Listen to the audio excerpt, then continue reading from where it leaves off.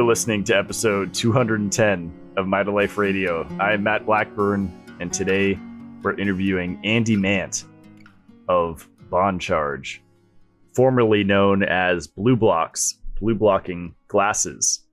And as he says in the show, I was one of the first promoters of his glasses, and he chose to rebrand and expand into sleep masks and red light therapy devices, sauna blankets, massage tools, blue blocking light bulbs, all sorts of different things. He's kind of becoming a superstore, and it's been really cool to watch his growth over the years.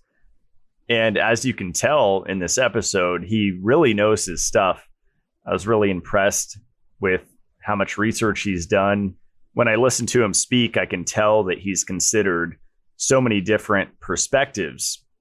And I think that's becoming harder for people to do nowadays. I see a lot of people get locked in one mentality, and changing your mind is a bad thing.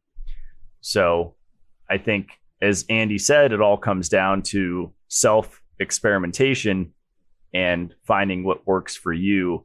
We're getting inundated in health information 24/7 if you're on social media following various health accounts, and everyone has an agenda. Everyone has something to sell you, whether it's a group coaching program, ebook collections, seminars, webinars, physical products, whatever it is. I've come to realize as I've matured as a human being that everyone has to make a living, which means make fiat currency to have shelter and food and water filtration and all of these things. We can't be here on this planet unless we live in Hawaii off the land as a fruitarian, as some people do. But I don't think that's an ideal way to make a change in this world. I think it's by interacting and diving in and adapting to the ever-changing environment that we're being exposed to. In this show, Andy and I talk about a lot of different things. A flicker in bulbs, what it means, how to mitigate it, what to look for. He talks about the mercury resonance theory. He talks about melatonin, earthing or grounding. We talk about Faraday caging, blocking EMFs and that whole philosophy, and if that's safe or effective. We talk about retinol / vitamin A and its relationship with our genetics. Talk about wireless Bluetooth headsets, red wine, the importance of human connection, cold therapy, and I ask him a few questions from listeners, including thoughts on green light therapy, how to minimize the negative effects of night shift work, advice for people who live on the bottom floor apartments with very little natural light. Is there still a benefit from getting outside, even if it's cloudy or raining? Is your chronotype fixed? Sleeping with ambient red light, is that beneficial? Best time to use red light panels, and so much more. So enjoy the show. Here is Andy Mant.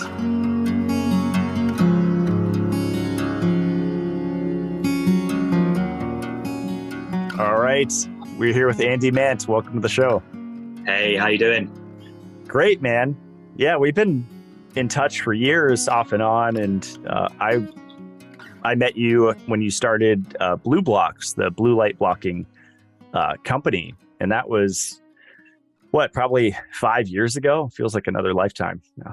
Yeah, absolutely. Yeah, it was about five and a half years ago, I think. You were one of the first people that supported us at the beginning and helped get the word out about our company. So yeah, lots changed since then. So yeah, appreciate you from back then and still appreciate you now.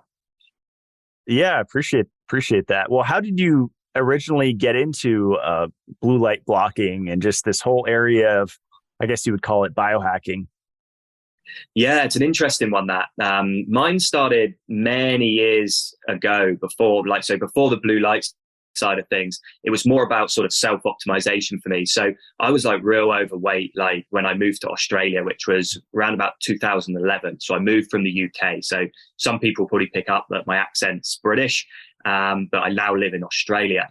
And I was like real overweight. So I was using like all the guidelines that the government would put out there about, exercise more, eat low fat, eat less calories. And I got real sick doing that, right? I got like kidney stones, I had appendicitis. I was in and out of hospital all the time, real nasty stuff. And I just thought to myself, you know what?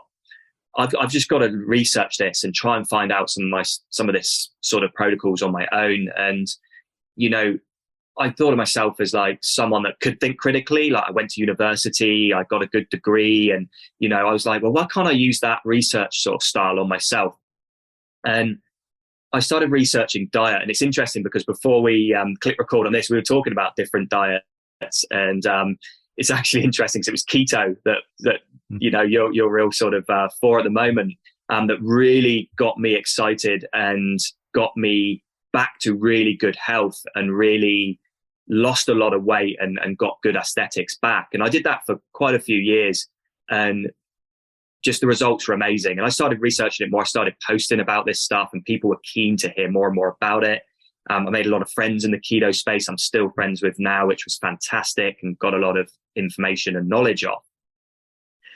And one guy kept popping up in all like the forums and groups, and you know who it would be. It would be Mr. Jack Cruz. He just popped up, and everyone in the dieting community, he'd pop up and they would hammer him, going like, fucking crazy Jack's on again, this, that, and the other. And, but it interested me, I always think when people start calling someone crazy, I'm like, hold on a minute, what have they got to say here? And I want to learn about why they're saying this stuff. And he was talking about how light was really one of the main drivers in how to get healthy and how to lose weight. And I was part of the sort of mindset of like, yeah, this is a bit out there, but let's research it. And I researched it for two reasons. Number one, because people call him crazy. And two, because there was issues with my sleep since I was a teenager, and I could never sleep through the night. And I just thought, let's have a look at this. And I discovered he was talking about blue light being an issue. And you wear sort of blue light blocking glasses, these sort of amber tinted lenses after sunset, and it would help you sleep. And I was like, okay, well, let's just jump on Amazon. Let's buy a pair. Let's give it a go. And my sleep improved. And I was like, that's fantastic. And I had a real cool conversation with a psychiatrist while I was working in my day job, because I was so frustrated in it, right? And she did a test on me, like a personality thing or profile, where they determine, what kind of person you are. And it came back that I was a very rare personality type, which was, I don't like being told what to do. I like to figure out things out on myself. And I like to, I'm very driven, very, very competitive. And she was like, look, the best thing for you to do is start your own company. You'll be very happy doing that. And I just kind of linked the two. I was like, blue light blocking glasses, they're not fashionable. I don't feel like they're really doing what they should do in line with the available science at the time. A lot of them are made overseas, which, kind of, it was just off the conveyor belt, just get some glasses and this, that, and the other. So I thought, right, if I can make a pair of blue light blocking glasses that match the science, made in Australia, get them out to a few people, including yourself, that understand this stuff and kind of tell them the science, we could build a company from there. And it just sort of snowballed from there, really. We started with blue light glasses, and over the years, we sort of went to optimize other biohacking products, optimizing lighting, optimizing sleep masks, optimizing red light therapy. And then it got to this point where we turned into this complete and utter biohacking brand 5 years later, which was fantastic. So I guess that's the story in a nutshell. That's awesome. Yeah, recently I've been reminded of the importance of blue light blocking glasses, because we'll be out shopping and go to one of these big box stores. I don't know if you have Target over there, yes, or Walmart, a store like that. And those big tube fluorescent lights, even though they're super high up, way above your head in the ceiling, it's just blanketing the store. And when you're going to get something at like 7, 8, 9 o'clock at night, 30 minutes in one of those stores, and I start to feel pretty whacked out. Like, I don't know what it would be, just like a little like nauseous, a little like tense. So lately I'm keeping some yellow glasses in my car just for those occasions where I'm going to go into one of those stores. It makes a huge difference, doesn't it? Absolutely. Yeah, it really does. I think, the issue with the stores you're going into is threefold. I think the blue light's obviously causing circadian disruption. It's sending wrong messages to that biological clock. Also, you've got this massive amount of flicker. I think that's going to be a major issue on your nervous system. Your brain's having to work harder to piece the photon messages together to see images. So you're going to feel a bit nauseous, a bit dizzy, a bit spaced out.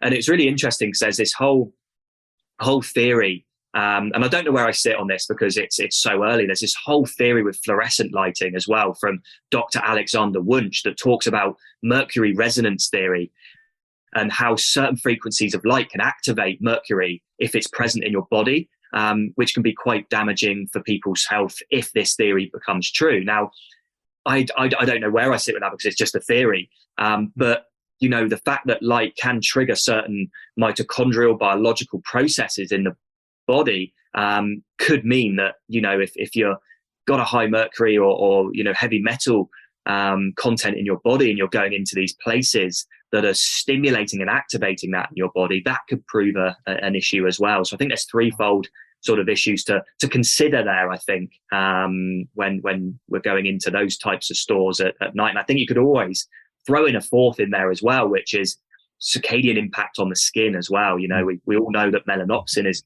present in the skin. What effect it has on melatonin is probably debatable at the moment because we need to see more work on that.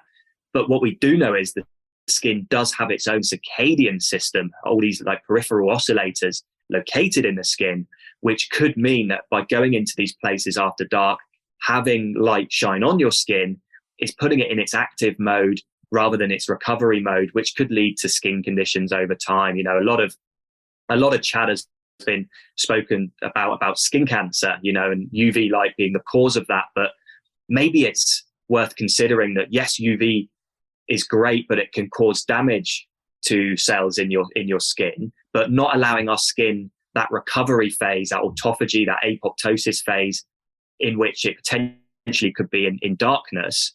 We're not allowing the damage to be recovered, which then could lead to things like that down the line. So I think there's a few little sort of snippets there to consider with artificial light in those places. Yeah, you made so many good points. The mercury resonance theory, I think you called it, by Alexander Wunsch. I've listened to a few of his Vimeo lectures and mind blowing, like really fascinating stuff. I think my favorite one was the color wheel. I think that's in the thumbnail of the speech. And he talks about how the cell is like a water wheel, and each different color or frequency basically activates different parts of the cell to work properly. But that light can resonate with mercury in the body. That is really interesting. Like 6 feet to my left, I have a Rife machine, Royal Rife, that uses plasma to send it remotely about 12 to 15 feet. And Rife machines work through resonance. So that's, what Royal Rife studied was shattering pathogens, whether it's Lyme or, whatever it is with frequencies. So it totally makes sense that just light, regular, ordinary artificial light bulbs can do the same thing if they're working at a different frequency. Like I know in the States, it's usually 60 Hertz. And I think in Europe, is it 50 Hertz? I think so. Yeah. Same as Australia. Okay. Interesting. Have you heard the theory by Doris Lowe with melatonin? Because, she's a huge proponent of melatonin supplementation. And she's made some interesting points over the years. One of them is about electromagnetic radiation disrupting melatonin or suppressing melatonin production. And only 1% of the melatonin is made in the pineal gland. And so how much of an effect, I know for me personally, like subjectively, and a lot of people can probably resonate with this, subjectively, you feel that you start winding down mentally once you put on red or orange glasses. But what if that's not enough for some people? Do you think that's the case if they're in, say, EMF hell with, 30, 50 Wi-Fi signals in an apartment on the, 50th floor in New York City or something like that? Or do you think blue blockers might not be enough to yeah. Yeah. I agree with that. I think, I haven't seen her work since, I used to follow her from a dietary perspective many, many years ago, but I haven't actually seen her work on EMF, so I have to look that up. I think EMFs are an interesting one, right? It's one of those things where there is evidence out there that supports that it's an issue from a melatonin perspective and from other health perspectives as well. But because it's been around for not that long, there's obviously not going to be a lot of long-term studies out on it. So when you look at it from a evidence standpoint, it's quite scatty. So it's difficult to say, it's bad for you, or it's doing this, that, and the other, because we need more work on it. Having said that, common sense has to prevail with some of these things as well. Like there was no studies on smoking, I'd imagine, in the 40s, and there probably would have been people back then that would have been saying, look, this is not going to be good for you. It's going to be an issue. And, studies come out, and then the masses catch up after about 30 years or whatever it may be.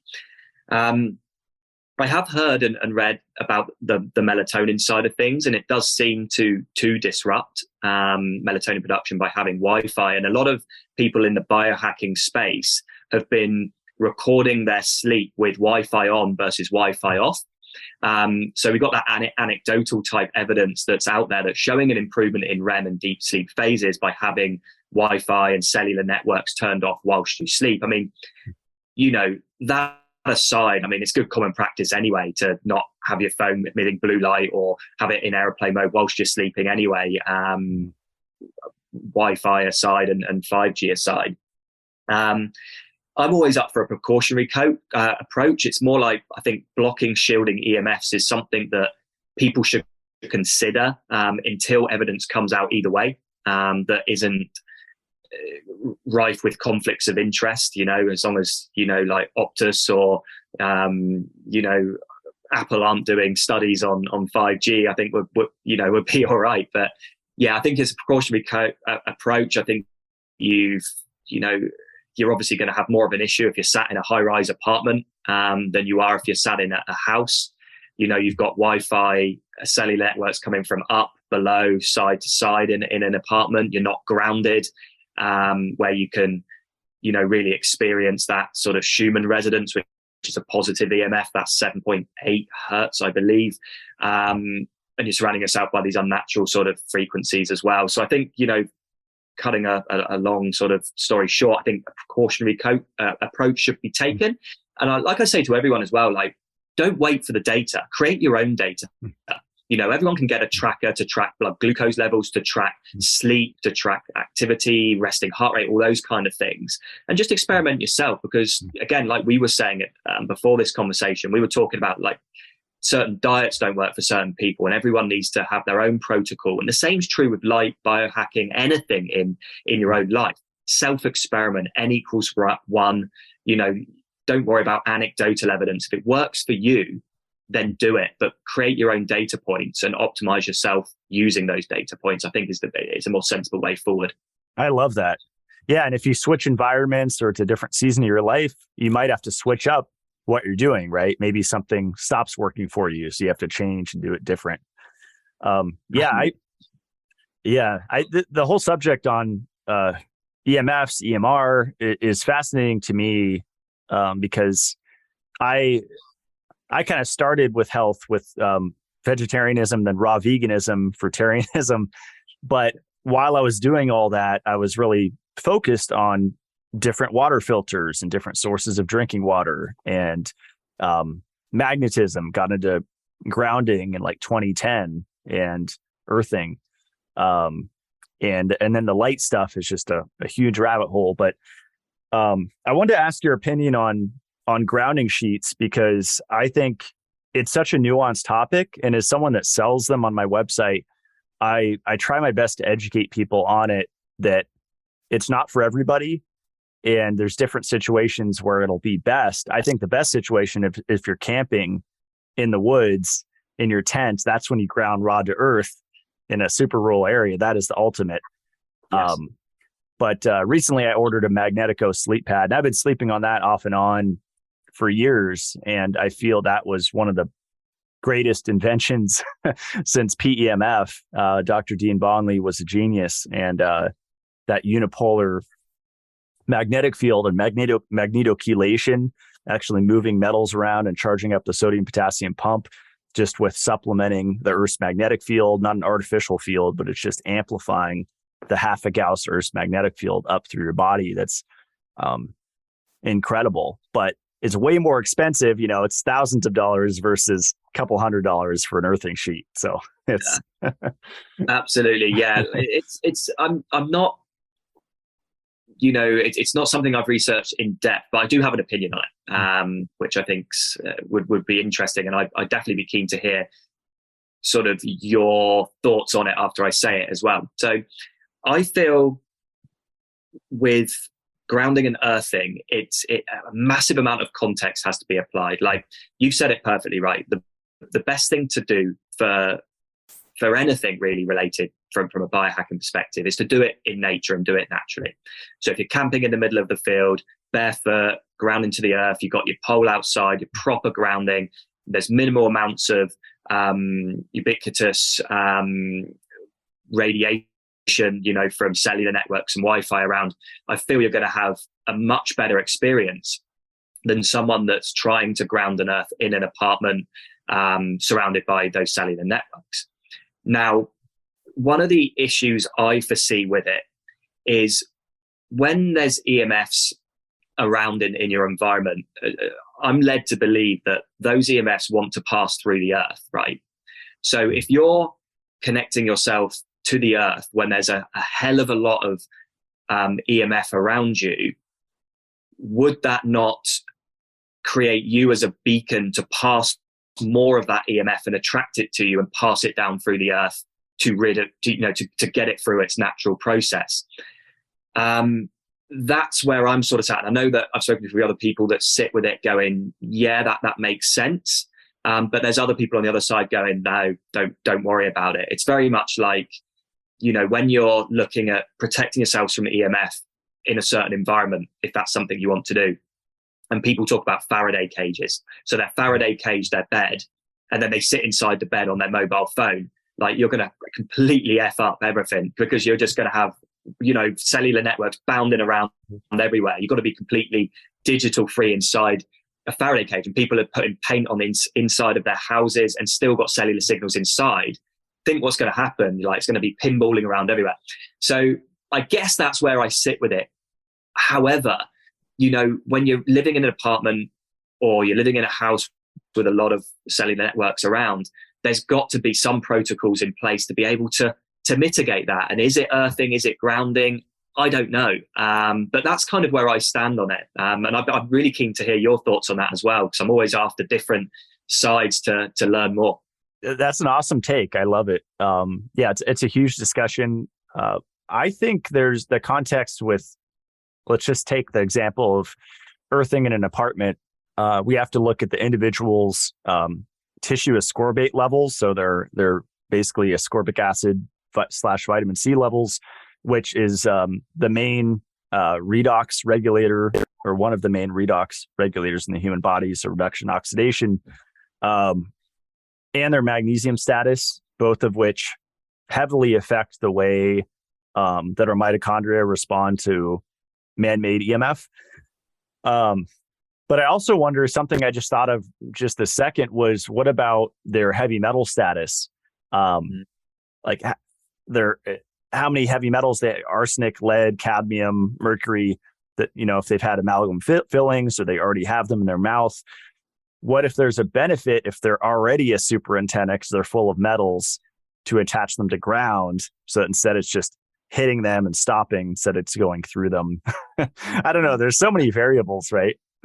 Yeah, and it's extremely difficult to quantify as well, because they are theories, and there'll be pockets of evidence that will support all the different sides of it. But it's like you said, it's so damn difficult to come up with something like a blanket approach saying EMFs are bad, blue light's bad. Like you just can't do it. We need to get out of the habit of saying those things. And I think you and I are of a very similar mindset of like, it's all very self-experimentation. We put the knowledge out there that we're finding, whether it be contradictory or in support of our own personal beliefs, because it's so important for people to take nuggets of each of these conversations that you're having on your show and piece together what works for them. One thing I really admire about yourself, and I feel it's a little bit in me as well, is you and I are very ready to change our stance and belief on something based on new evidence coming to light or new results in data on self-experimentation. And unfortunately, a lot of people see that as weakness. They see it as, you're not hardcore in one area, you don't believe in this, that, and the other. You've been supporting it for so long. What do you mean you now don't? And it's like, it's not a bad thing. And we need to get out of that mindset, because it just falls into that trap of the other BS science that's supposedly out there with governments at the moment of like, this is the science, don't argue with it. And it's like, well, science is about discussion, changing your mind. And that's how we move forward.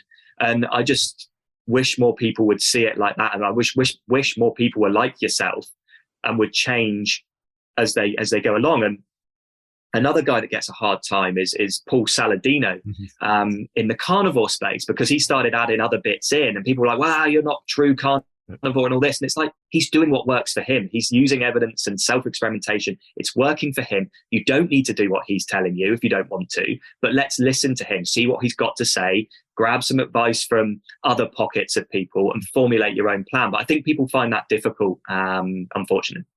I appreciate you saying that. And yeah, they say wishy-washy or he's a flip-flopper and stuff like that. And I think those people tend to be the most jealous because they have the inability to make those changes themselves, for whatever reason, whether it's trauma or whatever it is, some programming. I think they're jealous of our ability to change, especially, when you have an audience.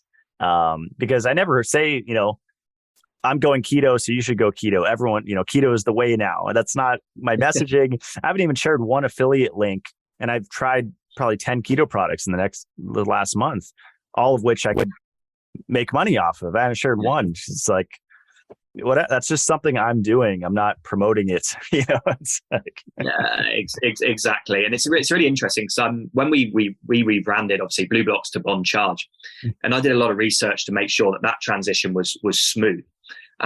And one thing I read was something on human psychology, and the human brain, on 9 times out of 10 cannot handle change. They see it as a threat, an ancestral kind of thing. I think it triggers a response that the environment is threatening outside. And that was personified in some messaging. We got some amazing messaging from people. The rebrand went brilliantly. So that was really, really good. And we're growing at exponential rate. But, the psychology of it was saying, prepare yourself because people are going to freak.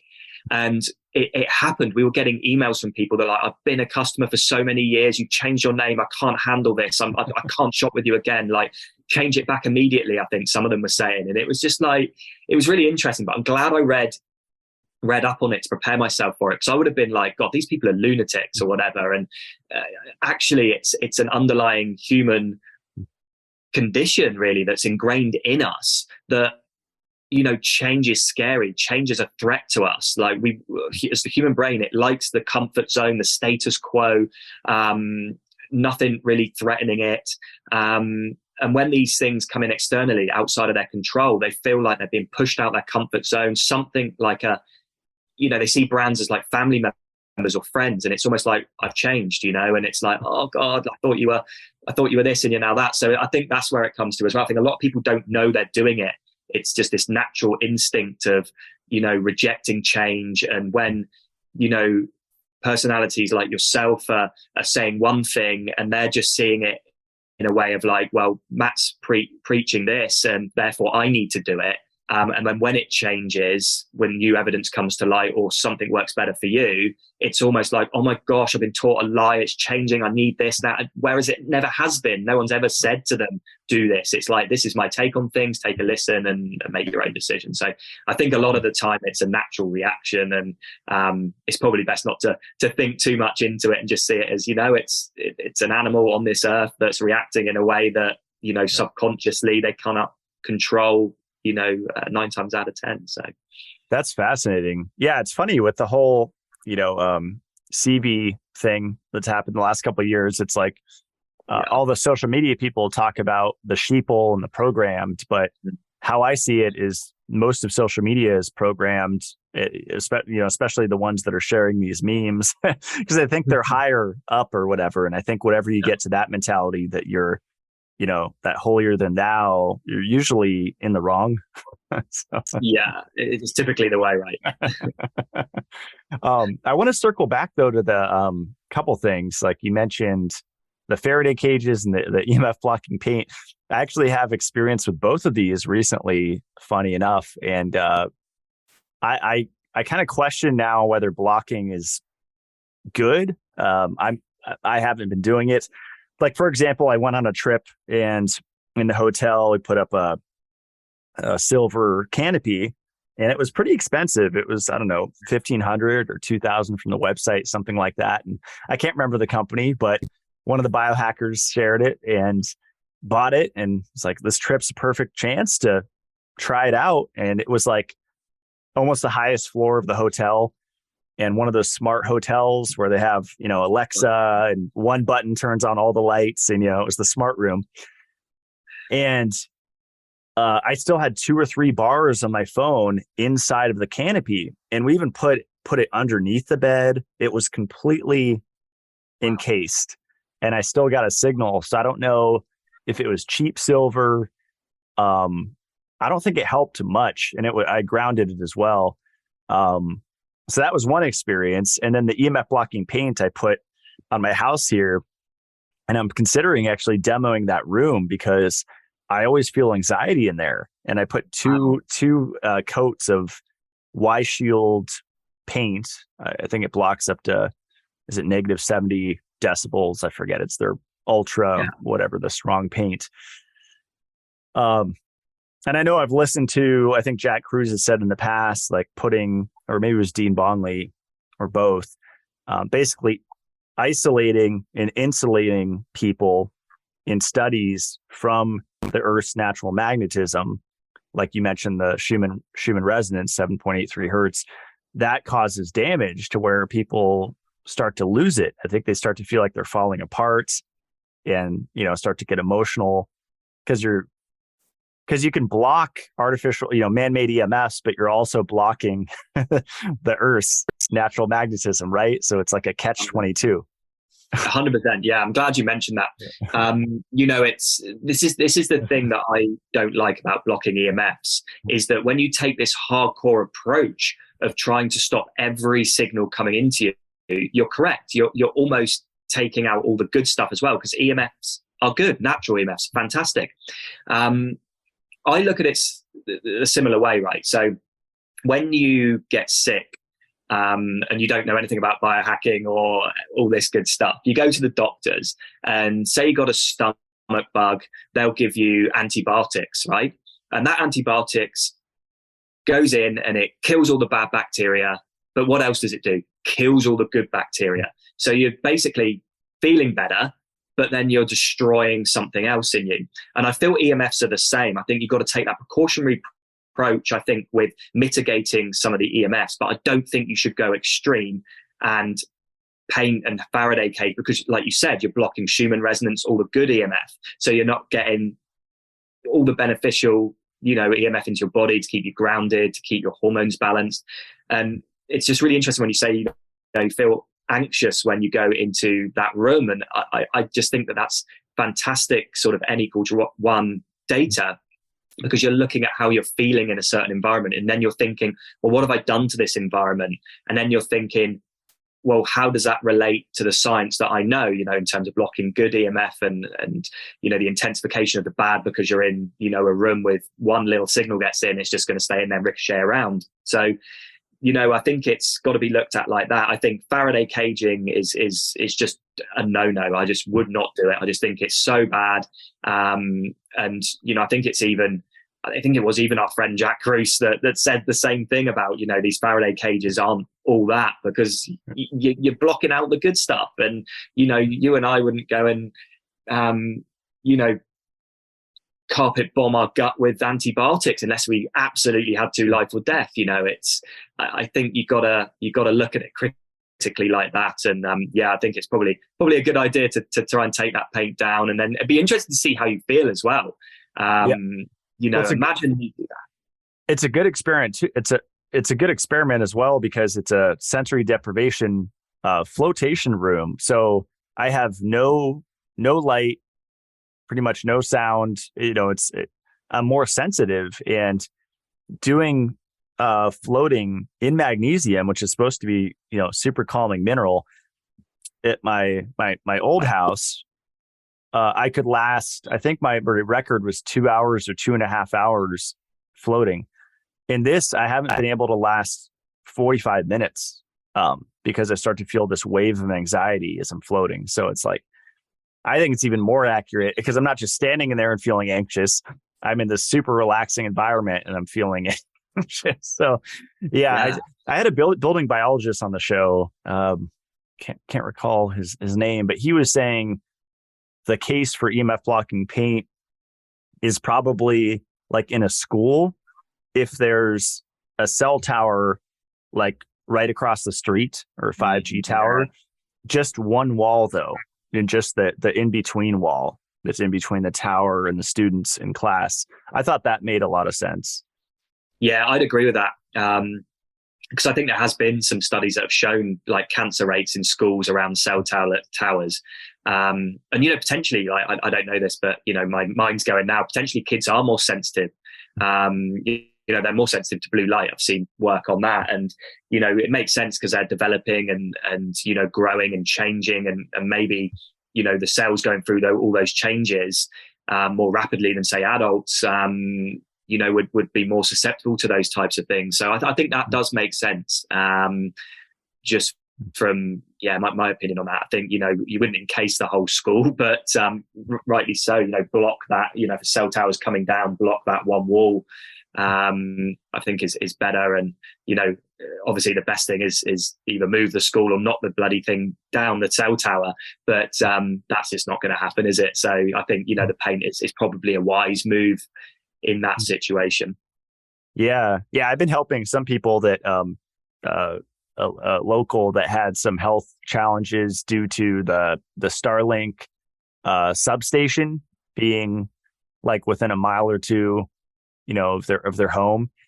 And supposedly a lot of like insomnia, fatigue, cancerous growth, some intense stuff coming up just from having and I use Starlink, so I feel kind of guilty, but it's one of my, few options out here where I live. So that's another catch-22 thing. But it just sucks if you have a really nice home and then they put up this Starlink station, and I've let my friends borrow my meters and take them over there, and it's definitely singing right next to it. I mean, it's maxing out on my RF meter. But how long did they start to feel the symptoms, out of interest? Like, was it like immediate, or was it a few years and they started to feel? It was a few years. Mm-hmm. Yeah, that sucks. I had a building biologist actually come round mine last year, and we had a good chat. And she was saying that, and this sucks, because you were saying they just build a tower up near your house.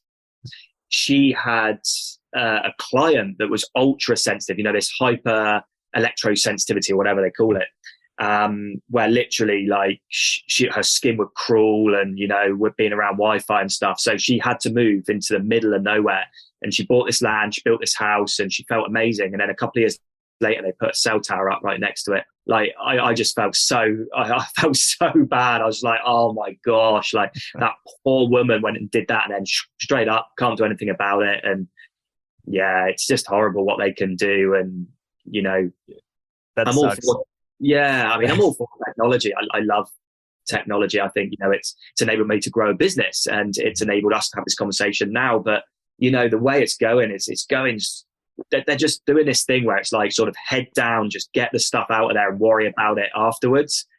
And it's really concerning. Like, it really is that, it's just do this, do that with technology, not knowing the issues. But then again, it's that double-edged sword, slow down technological revolution, and, when we want to push humanity forward, but are we doing so at the detriment of humanity by doing it so fast? It's so many questions. And yeah, I just feel like this is a situation we find ourselves in now. Is, I'm hoping it doesn't go this way, but I just feel in like 20, 30 years time, we're just going to have completely fucked ourselves. I really do. But, hopefully we learn quickly, and hopefully I'm wrong. I want to be wrong, but it just doesn't seem great, Mm-hmm. I just rewatched Terminator 2. It's a great classic. Best sequel ever. What's that? The best sequel ever. Hopefully it doesn't go that way, but no, let's hope not. But parts of it's in there. I do think about that as well. Like sometimes it's crossed my mind, and Skynet and all that, and it's just like, oh, is this Skylink? And what's going on? There's sort of similarities, and I wrote a very interesting article for my degree where I wrote about how the West, like Western society, fantasizes its own downfall. They did so with, like the Twin Towers, like they've made a lot of movies about that. And then what happened? Terrorists flew planes into them. They make movies about pandemics and what happens, a pandemic hits. And, it just worries me that these movies are these fantasy movies are almost like the US sort of predicting its downfall, in many years' time. And we're starting to see some of that come true. And it was really interesting writing it, because I started to find lots of old movies that were predicting things that would happen, and then it does happen. It was real scary stuff. And, I just don't want zombies. I don't want Terminator 2. I don't want aliens. Let's stop here. Like we'll stop with CB and let's have done with it. But yeah, it's just interesting that these sort of, these things are portrayed in media, books or whatever it may be, and then we relive them in future lives. So one to consider, really, unfortunately. Yeah, and it could be predictive programming too, right? Or just trying to guide us a certain way. Like I look at most of the extraterrestrial movies, and I would say 95% of them are negative. Like they try to, Mars Attacks, Independence Day.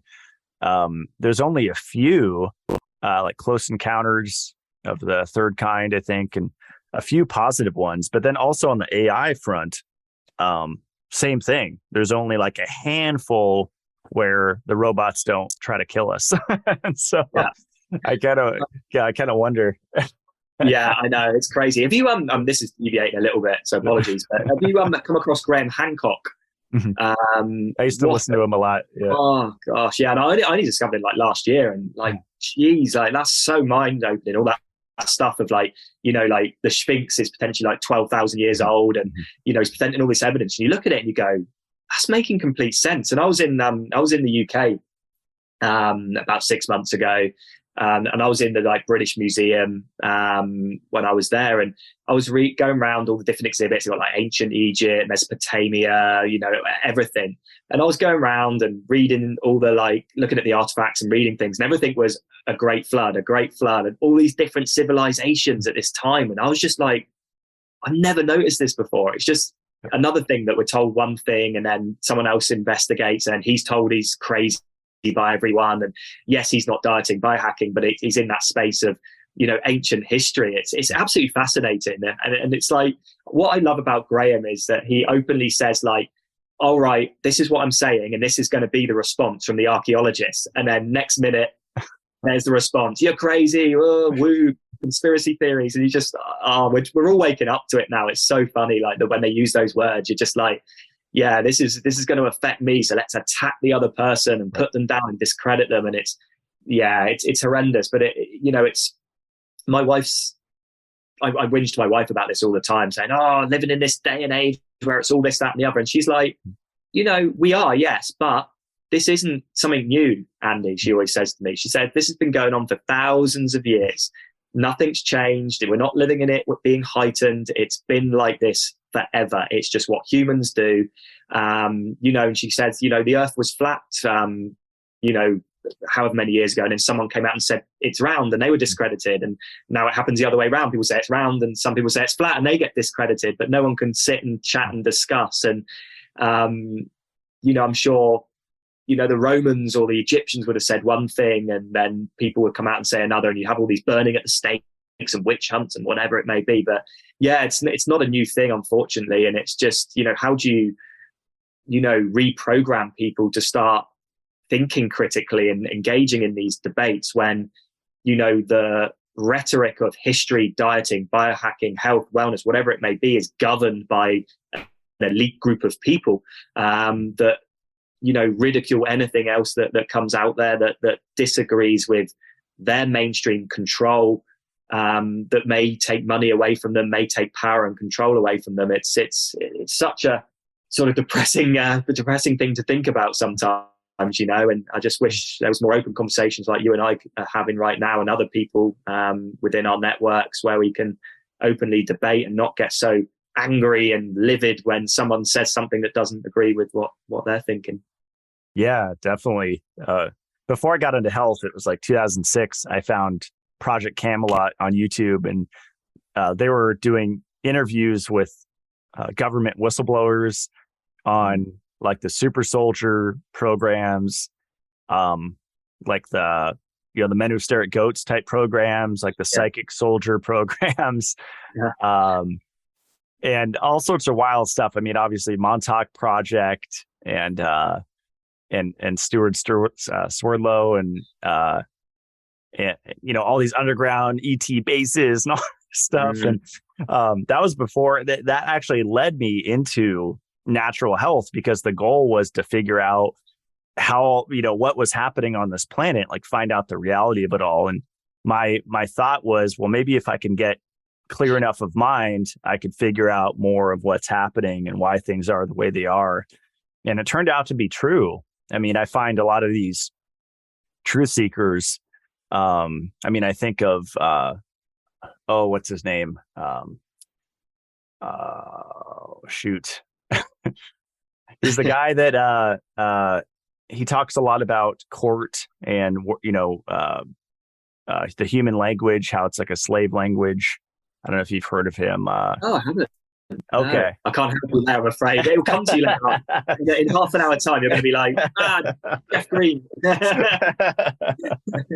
It will, yeah. Yeah, he bashes, religion a lot, and Christianity as being like sun worship. And it's on the tip of my tongue. It'll come to me later. But a lot of these people really help me to connect the dots. And I find that supplementation and biohacking kind of help open up my mind to all this stuff, because before I was just playing video games in a fog and just, I have this reality and I don't care about any others. But once you start getting into natural health and improving your physical body, it's like I feel like new worlds open up. Yeah, 100%. And I had an interesting, you mentioned supplementation. I had an interesting conversation with a well-known doctor. I won't mention him because I don't agree with what he has to say. But he was saying, he goes, if you're following a carnivore diet, you're getting all the nutrients you need. I don't believe in supplements, blah, blah, blah. And I didn't argue with him at the time. I was like, okay, fair enough. That's your belief and totally fine. And I'm not going to put mine forward because he seemed quite heightened about it, right? Mm-hmm. My take on it is supplementation is needed, right? Like, we're looking to improve ourselves. We're looking to optimize biohack. And also the soil's so depleted of any nutrients these days as well. We kind of have to put it back into our bodies. So that would be, I feel like I'm interviewing you now. That would be my question to you, Matthew. What's your take on supplementation? Because obviously there's two sides of this story. Don't supplement if you're following a proper diet, or you should supplement because the earth has been raped of all its bloody nutrients and minerals over thousands of years. Right. We need supplements. So I'd be interested to hear your take on that. Yeah, that's the question of the decade. I mean, today I was actually looking at how much potassium is in one avocado, and it was so fascinating that according to Dr. Google, the answer varied from 200 milligrams up to 1,000 milligrams of potassium per avocado. Because recently I posted something that, with 2.5 avocados, on my story, like you can almost reach the 4,700 milligram RDA for potassium. And everyone was like, that's not true, blah, blah, blah. But if there's such this huge range, what if I'm going to create super trees here and like a geodesic dome? I'm going to put crazy frequencies in there, and I'm going to create these super fruits and vegetables. I could probably bump it up to 2,000 milligrams of potassium per avocado. So I think there's so much variation. The soil is one factor. I know the EMFs affect seed germination and plant growth quite substantially. But I think it goes beyond that. Like my previous guest on thiamine, Elliot, was talking about how the argument for supplementation goes beyond just nutrient depletion in the soil, in the topsoil. It's actually oxidative stress from all the things we're talking about, like EMFs, but also social media and the news and just all the different stressors that basically increase our nutrient requirements. I mean, the amount of data that we have to interpret and decipher it, and that goes, that we're basically putting through our brain every day, it's just multitudes more than our great grandparents had to deal with, right? I mean, their life was, who knows about Lemuria and Atlantis, the advanced previous civilizations potentially. Maybe they were, on a different level. But as far as our great grandparents, it was probably way less information to process, right? And so their nutrient requirements were likely much less. Not to mention, there wasn't the Industrial Revolution. There, we weren't kicking up nitrogen and sulfur into the atmosphere. We weren't spraying, barium and strontium over people's heads. It's just like on and on. And aluminum. I'm with you on that. I completely agree.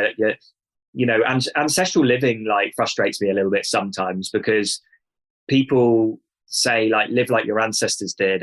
And I do say that from time to time as well, but with context needs to be applied. You can't live like your ancestors lived. It's too difficult. And there's too much technology, too many more stressors in the world to do that. It's not impossible, but it's out of reach for the majority of people.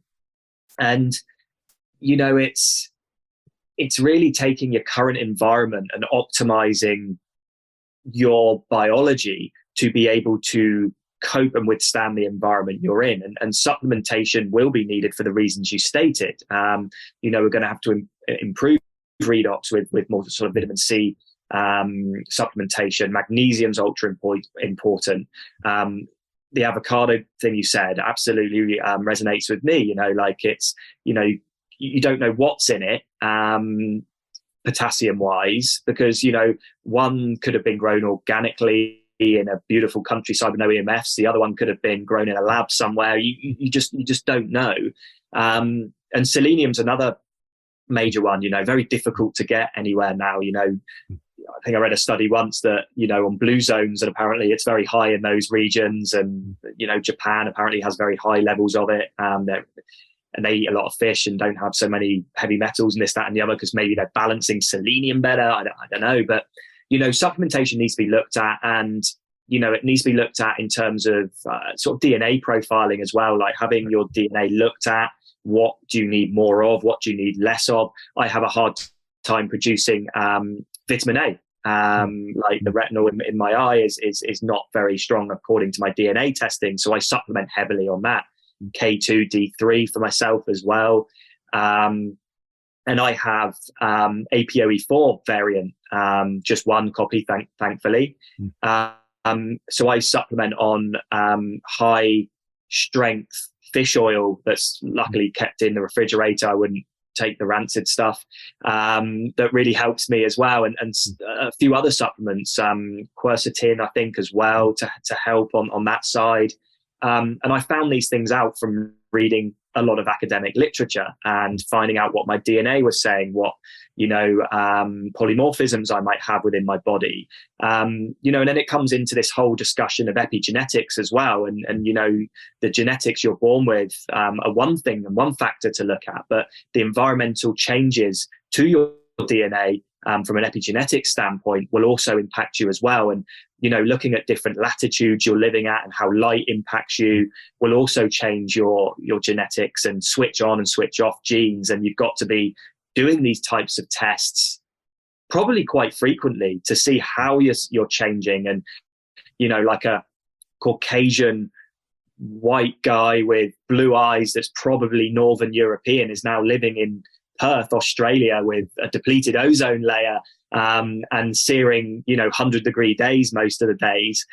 I've got to look at things differently as well. One of the things I did look at was sun exposure, and I changed my mind on that. Like, I used to think to myself, right, get out, watch the sunrise, be outside all day, don't worry about sunscreen, bask in the sun, watch the sun set, and you're going to be in great nick. You're going to have a great circadian rhythm, you're going to sleep well, you're going to be healthy.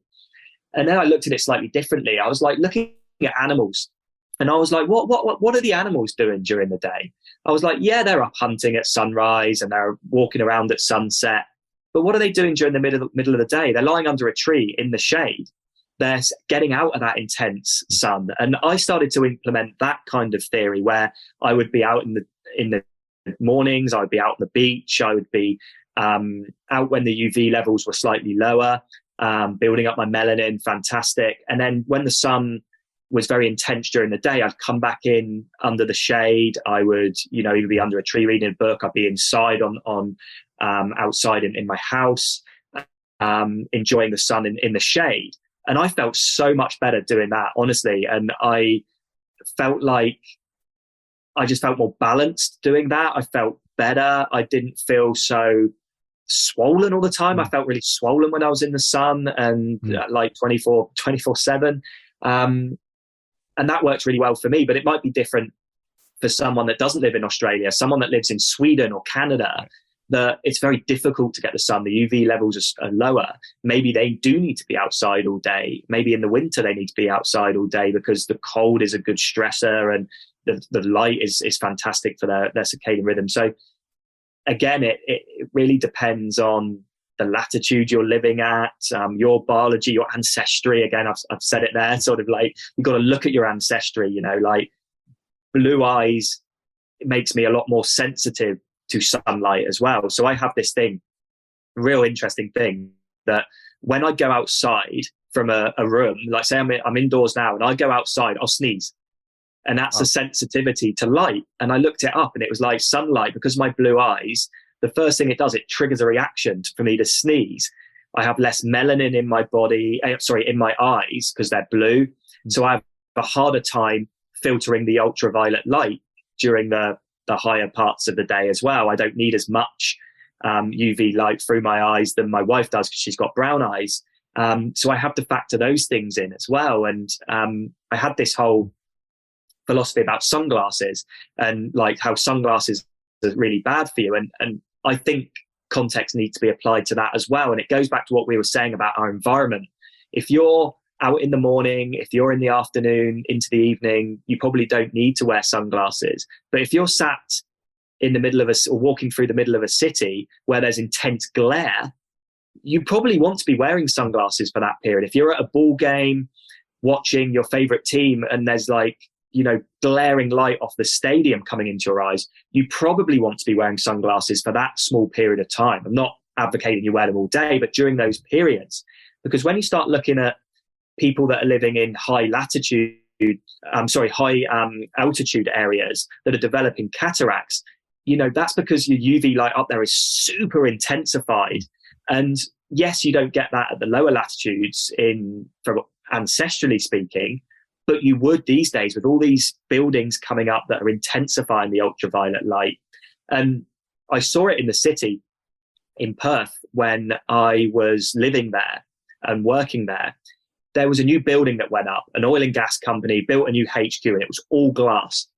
And a guy parked his car in a certain point below the building, and within 2 hours it was on fire because of the heat coming off the building, reflecting onto his car from the sunlight. It went straight up in flames, and we get very, very hot over here, days. And that's when it got me thinking. I was like, yeah, that's intensifying every aspect. It's almost like a magnifying glass pointing into your eyes. But the hardcore biohackers of this world would say, don't ever wear sunglasses, don't worry about it, it's all good. But you can't. It's BS, because you're living in a modern environment, and there's some things you have to do to take precautions. And sunnies are one of those things in those high glare areas, in my opinion. Wow. Yeah. I always cringe when I see the raw fruitarians making like sun gazing posts, and I've seen them over the years, just like staring straight into midday sun. I'm like, this cannot end well. Only eating fruits. No, that's going to be very bad for them, I think, in the not so distant future, if they keep doing that nonsense. By the way, Jordan Maxwell was his name. Jordan Maxwell. He's like how do you know? Yeah, he's like one of the OGs, and like the conspiracy. Talks about the Illuminati and the Jesuits and stuff, and really, I bet his most fascinating information to me is like the human language, etymology. So, why we have these words, especially the relationship between money and water. So with like banks and cash flow, and talks about a lot of that stuff. So I'm going to have to read some of this stuff. That's fascinating. Absolutely amazing. Yeah.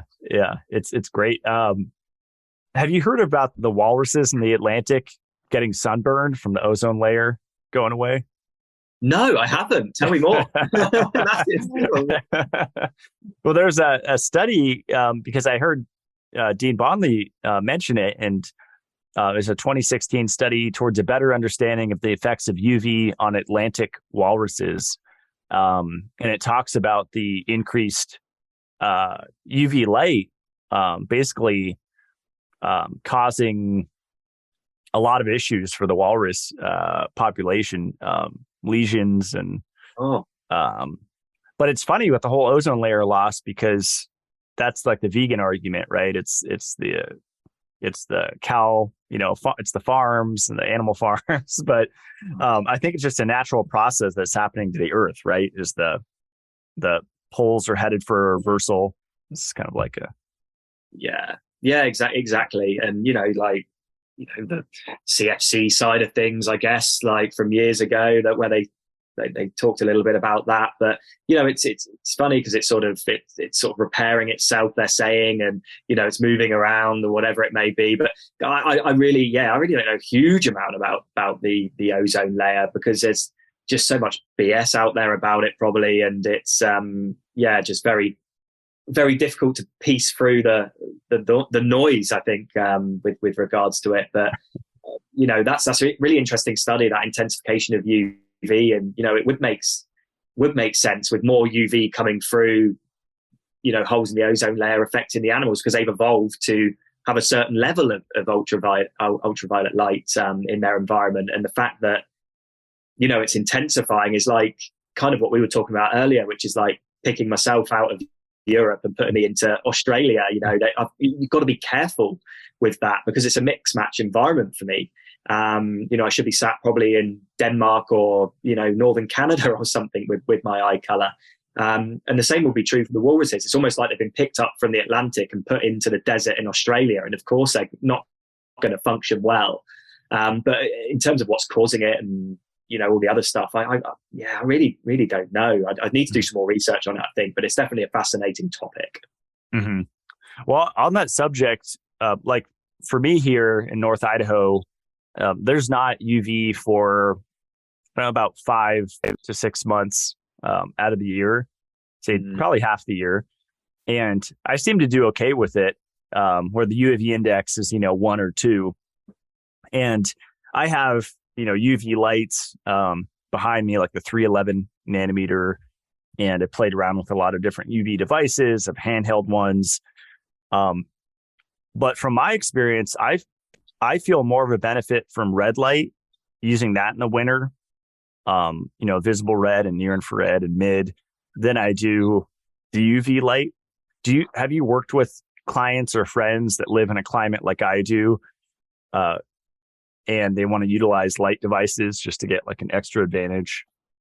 Yeah, absolutely. I mean, a lot of people utilize some of our products in their northern latitude areas during the winter, because they don't get a lot of sunlight, and the infrared side of the spectrum is also lower because it's not warm.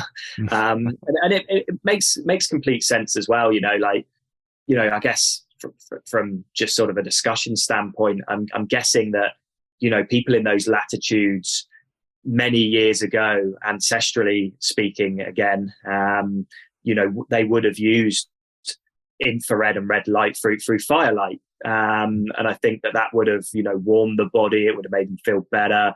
Those healing restorative frequencies of red and near infrared, that sort of 630 to 660 range, that 850 range on the NIR side, would have produced a lot of sort of beneficial effects for people. And I think, you know, harnessing and capturing that in today's modern world in infrared, you know, panels and red light therapy devices is a wise thing to do, because people are just not going to have natural firelight anymore. It's very rare to see. I always make sure when I travel, you know, and it's a cold climate, I make sure there's a fireplace or some sort of fire pit I can use. But you know, it's from that sort of more like providing more efficient sort of ATP production as well, you know, by, you know, activating and stimulating cytochrome C oxidase a lot more along that electron chain transport mechanism in the mitochondria to generate more efficient ATP. And I guess when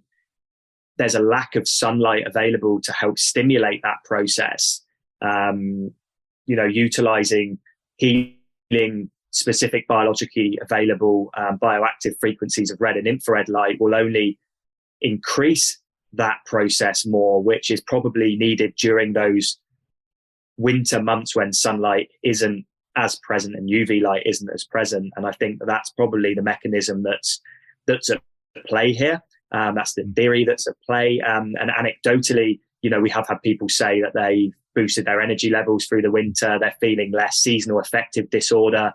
They're sleeping better, and they're just feeling like they've got more energy by utilizing such frequencies of light and devices during those months as well. So, yeah, I'd agree with that. And again, more research needs to be done, like with everything. But, you know, we're seeing anecdotal evidence out there and case studies on an individual basis that does support those kind of interventions working well during those winter months.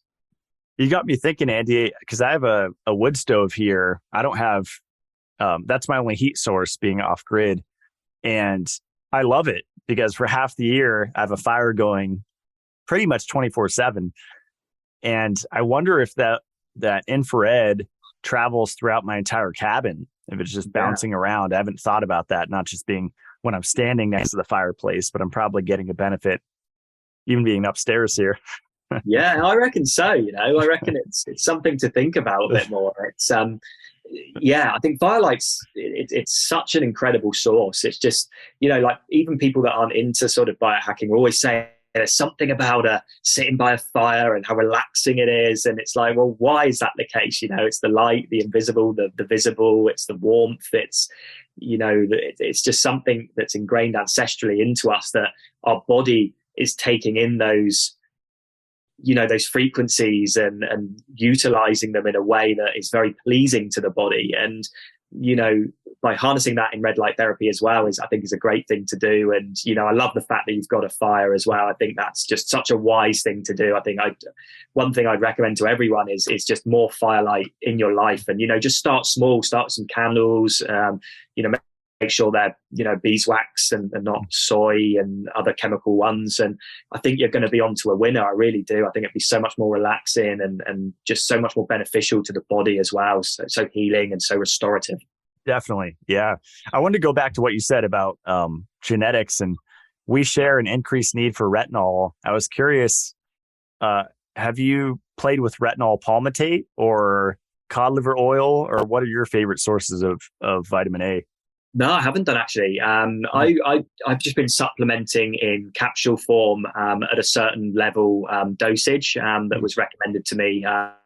I did a DNA test with a guy called Corey Duffy in the US, real solid guy. He does all the DNA testing for MMA fighters and Navy SEALs.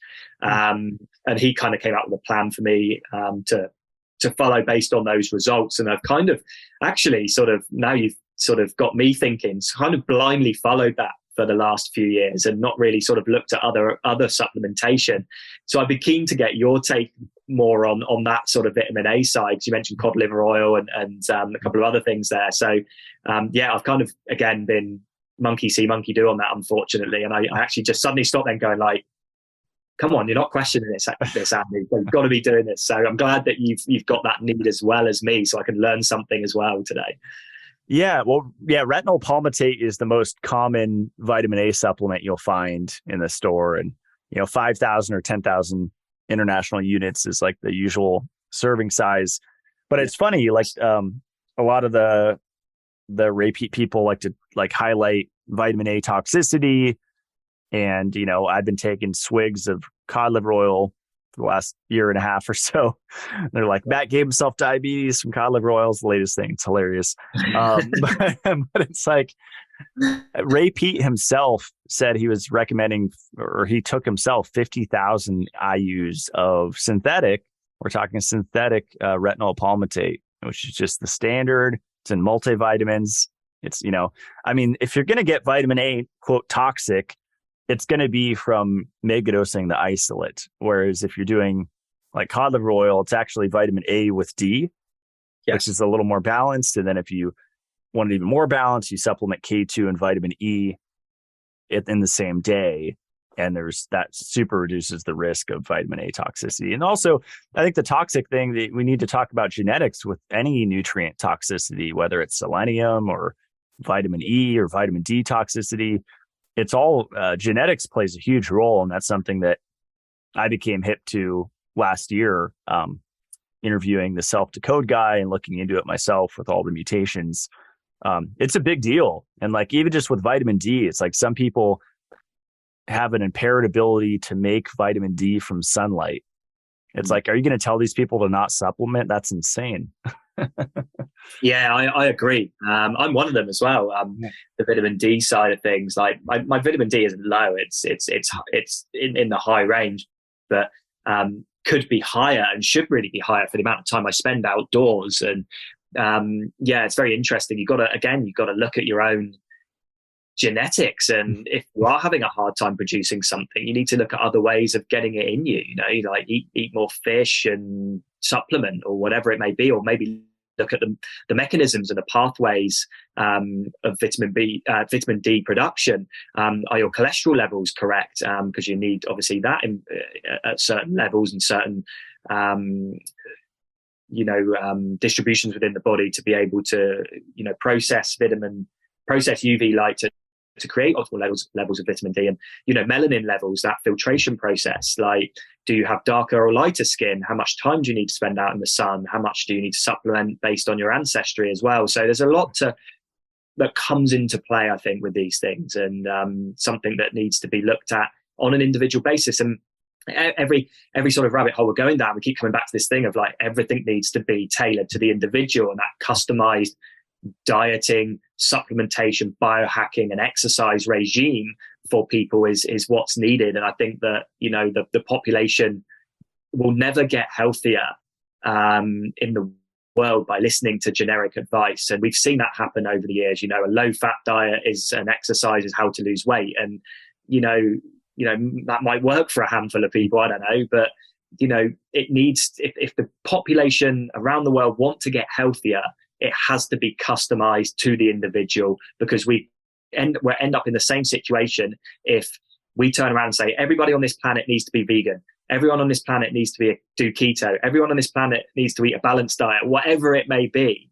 We're going to land a certain faction of the population in a load of shit by them doing that. So this is why it's so important to have people like yourself saying, this is what I do and this works for me, and listen to yourself and other people and make your decision. And I'm changing my mind based on my own situation. And I just pray that people listen to people like yourself and don't take it as flip-flopping around. They're taking it as, right, this is working for this individual and I'm going to try it and see how I feel. And 20% of it worked for me. Brilliant. Right. Let's go now and solve the other 80% from speaking to, Joe blogs and X, Y, and Z, and piece together your own thing, and how exciting that can be that you can do that. And yeah, it's just, let's stop blindly following, someone based on their success. Let's, take what you need from them to be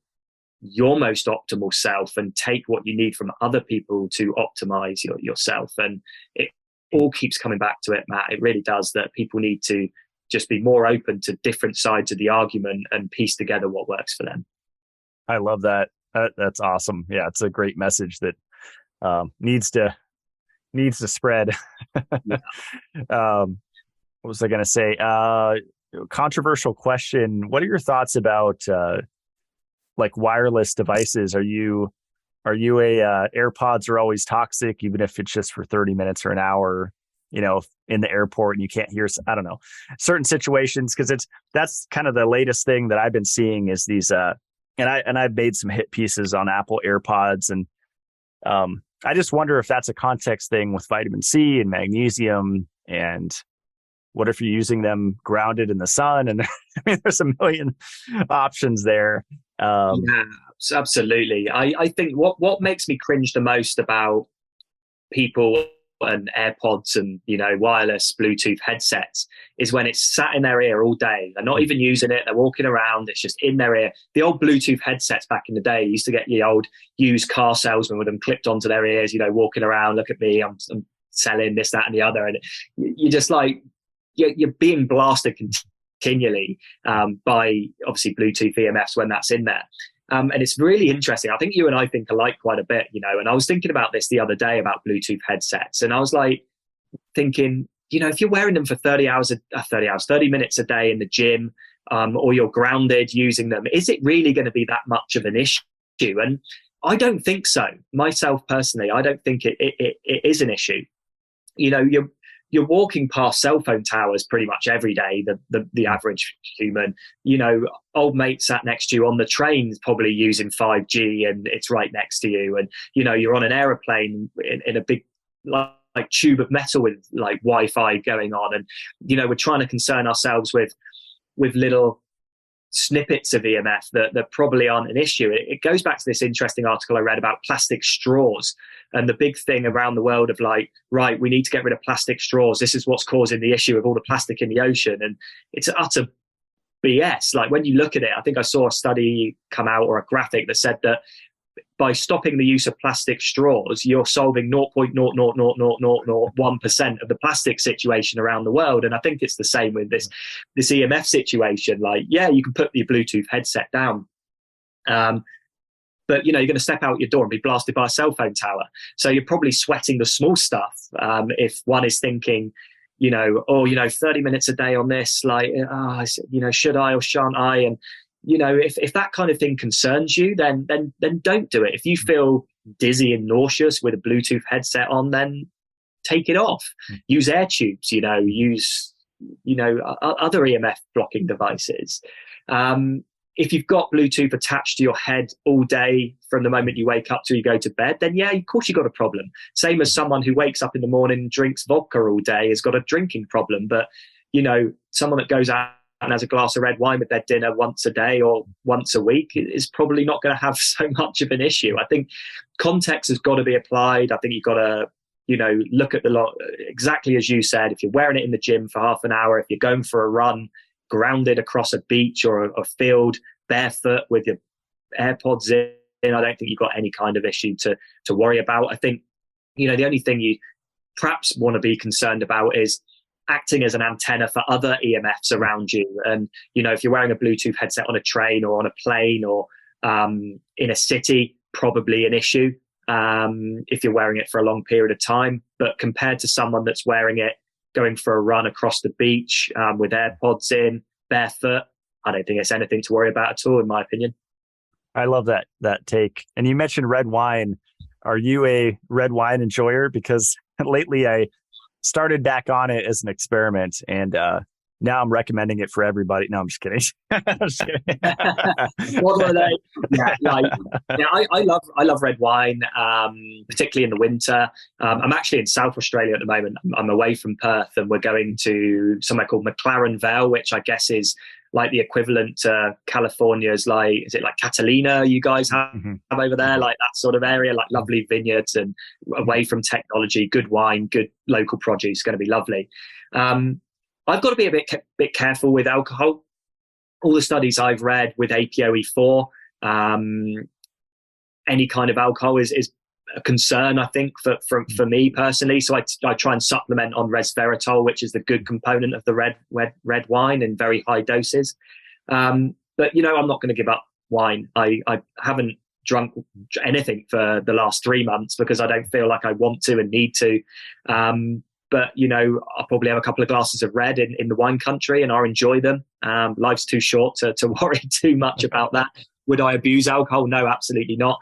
You know, do I look at blue zones and see that they drink red wine every day with meals? Yeah. But, you know, that's only one factor of their lifestyle that contributes probably to their longevity. If you haven't got APOE4, then, which, you know, 75% of people in the population don't have, then yeah, you probably should be enjoying it. I think it's a great thing to have. I think as long as it's not abused, if you've got an addictive personality, you might want to reconsider. It's using it for the right thing, though, in my opinion. You know, I used to get in the habit years ago of using it as a stress reliever. So if I had a stressful day at work or if I felt stressed, I'd turn to a glass of wine and be like, oh, I feel great. And then that turned to 2 glasses and then you have 3 and then, you know, it just gets a bit out of control. Not saying I have an alcohol problem. I don't, but I think you just got to monitor it. I think you've got to use it for the right reasons, which if you're using it for the health reasons, for the resveratrol, for, you know, the other reasons that you would utilize it from a health perspective, rather than escapism, I think you're onto a good thing. But it's like with anything, it's just not abusing it. And I think, you know, red wine's fantastic. And there's some really lovely red wines out there. And I think it's a great social drink to have a glass of wine with a friend over a fire and, you know, some cheese and, you know, charcuterie or something like that. Beautiful. You know, it's lovely. And I think that's what a lot of people don't realize as well, is they look very heavily and, you know, it's almost dogmatically at dieting and, you know, alcohol and biohacking and lifestyle. And one component that is often missed is human connection. And I think that's very big in the blue zones, you know, that family unit, that human connection, that lifestyle. And, you know, sometimes having that connection with other human beings over a glass of wine in a lovely sort of environment is so good for bringing endorphin levels up, for bringing anxiety levels down. And, you know, we've got to look at that as well as just, you know, I can't have a glass of red wine, it's really bad for me. It's like sit down with a friend, have a glass of wine, talk about X, Y, and Z, and that's as beneficial as, you know, eating the correct diet for yourself, I think, as well. Yeah, talk about ancient civilizations. Yes. I mean, I've been reading Dr. Mercola's book. I think he came out with it years ago, but Fat for Fuel is pretty good. And in one section, he actually talked about wine, red wine, decreasing iron absorption by, I believe, 60%, which for someone with, you know, slight iron deficiency, being plant-based for 2/3 of my life, not a good thing because I generally have it with a steak. But it's interesting. He mentioned martinis increasing iron absorption when you have an iron-rich meal. So it's always options. Yeah, exactly. There you go. One glass of red and 2 martinis per steak. Winning. But I love the nuance of all that. And yeah, I know my friend that owns Masa Chips, Stephen Arena, he loves Z-Biotic, and Dave Asprey talks about it. It's like a pretty interesting genetically modified probiotic, or basically they modified the probiotic that already existed to create a compound in your gut that neutralizes acetaldehyde, which is what is the main component that gives you the hangover, besides the dehydration effect and all the other stuff. So I've been kind of having fun, like biohacking, drinking alcohol, which I don't think we could like negate every negative effect, but I think vitamin B1, vitamin B3, maybe that thing. There's something called DHM. Michaela Peterson started selling it, but her product has a ton of excipients in it. So I bought a different source off Amazon, but that's another thing. They did studies in rats, and that prevents hangover, taking it when you start drinking and then the next morning. So there's all these options, I think, that people aren't aware of, where you can mitigate some of the effects. And of course, drinking enough water, I think, while you're drinking is underrated. Like taking sips of just pure water. I agree with that. Yeah, it's exactly what Chris Gethin told me, actually. Wow. Yeah, he was saying exactly that. It's very underrated, and something that you would do if you were drinking. Drink more water, and yeah, that would definitely have a positive effect. So, yeah, we're not the only ones that think that. But great point about the human connection. Kind of going back to that, that is underrated. And I've been cleaning my office the last week, and I found a buried book on oxytocin, and it's interesting. There's mixed stuff on oxytocin. Like, I guess it can lower testosterone, and it's associated with lower testosterone, increased prolactin, which you can see is bad, but is that a prolonged effect or is it an acute effect? There's a lot of variables there. I don't think oxytocin's a bad thing. No, definitely not. Well, we had listeners send in questions. Do you want to go through some of the good ones here? Or yeah, that sounds amazing. Okay, yeah, just I think we'll wrap it up soon, but I'll pick some good ones that they sent in on social media. Let me scroll down. Thoughts on green light therapy? Yeah, it's interesting, actually, because when you look at the studies for managing artificial light after sunset, it's blue and green that you want to be blocking, right? So you block from 400 to 550 nanometers after sunset. And that's the melatonin disruption zone. And then you produce more melatonin, you sleep better. Fantastic. We all kind of know this. I imagine the listeners will understand that as well. But it's really interesting because when you look at migraines, and I was a sufferer of migraines for many years, green light is very therapeutic for people that have migraines and suffer from migraines. So that was something that really interested me because, blue light can be a trigger of migraines. Sunlight can trigger migraines for me as well. Photosensitivity, photophobia, I think they call it, where if I go out from a dark room to a light room, to outside, so a real dimly lit room to going outside, it will trigger a migraine. Like I have to transition out slowly, probably because of my eye color. Maybe there's other things wrong with me. I don't know, but that's what happens to me. But when I was researching it, green light therapy was actually very good for people that suffer from photophobia and from migraine headaches. And I was utilizing green light myself, and I haven't had a migraine for maybe 4 or 5 years. And I'm not saying correlation, causation, all that, because I did a lot of other things. I reduced my caffeine intake, which I felt was a trigger.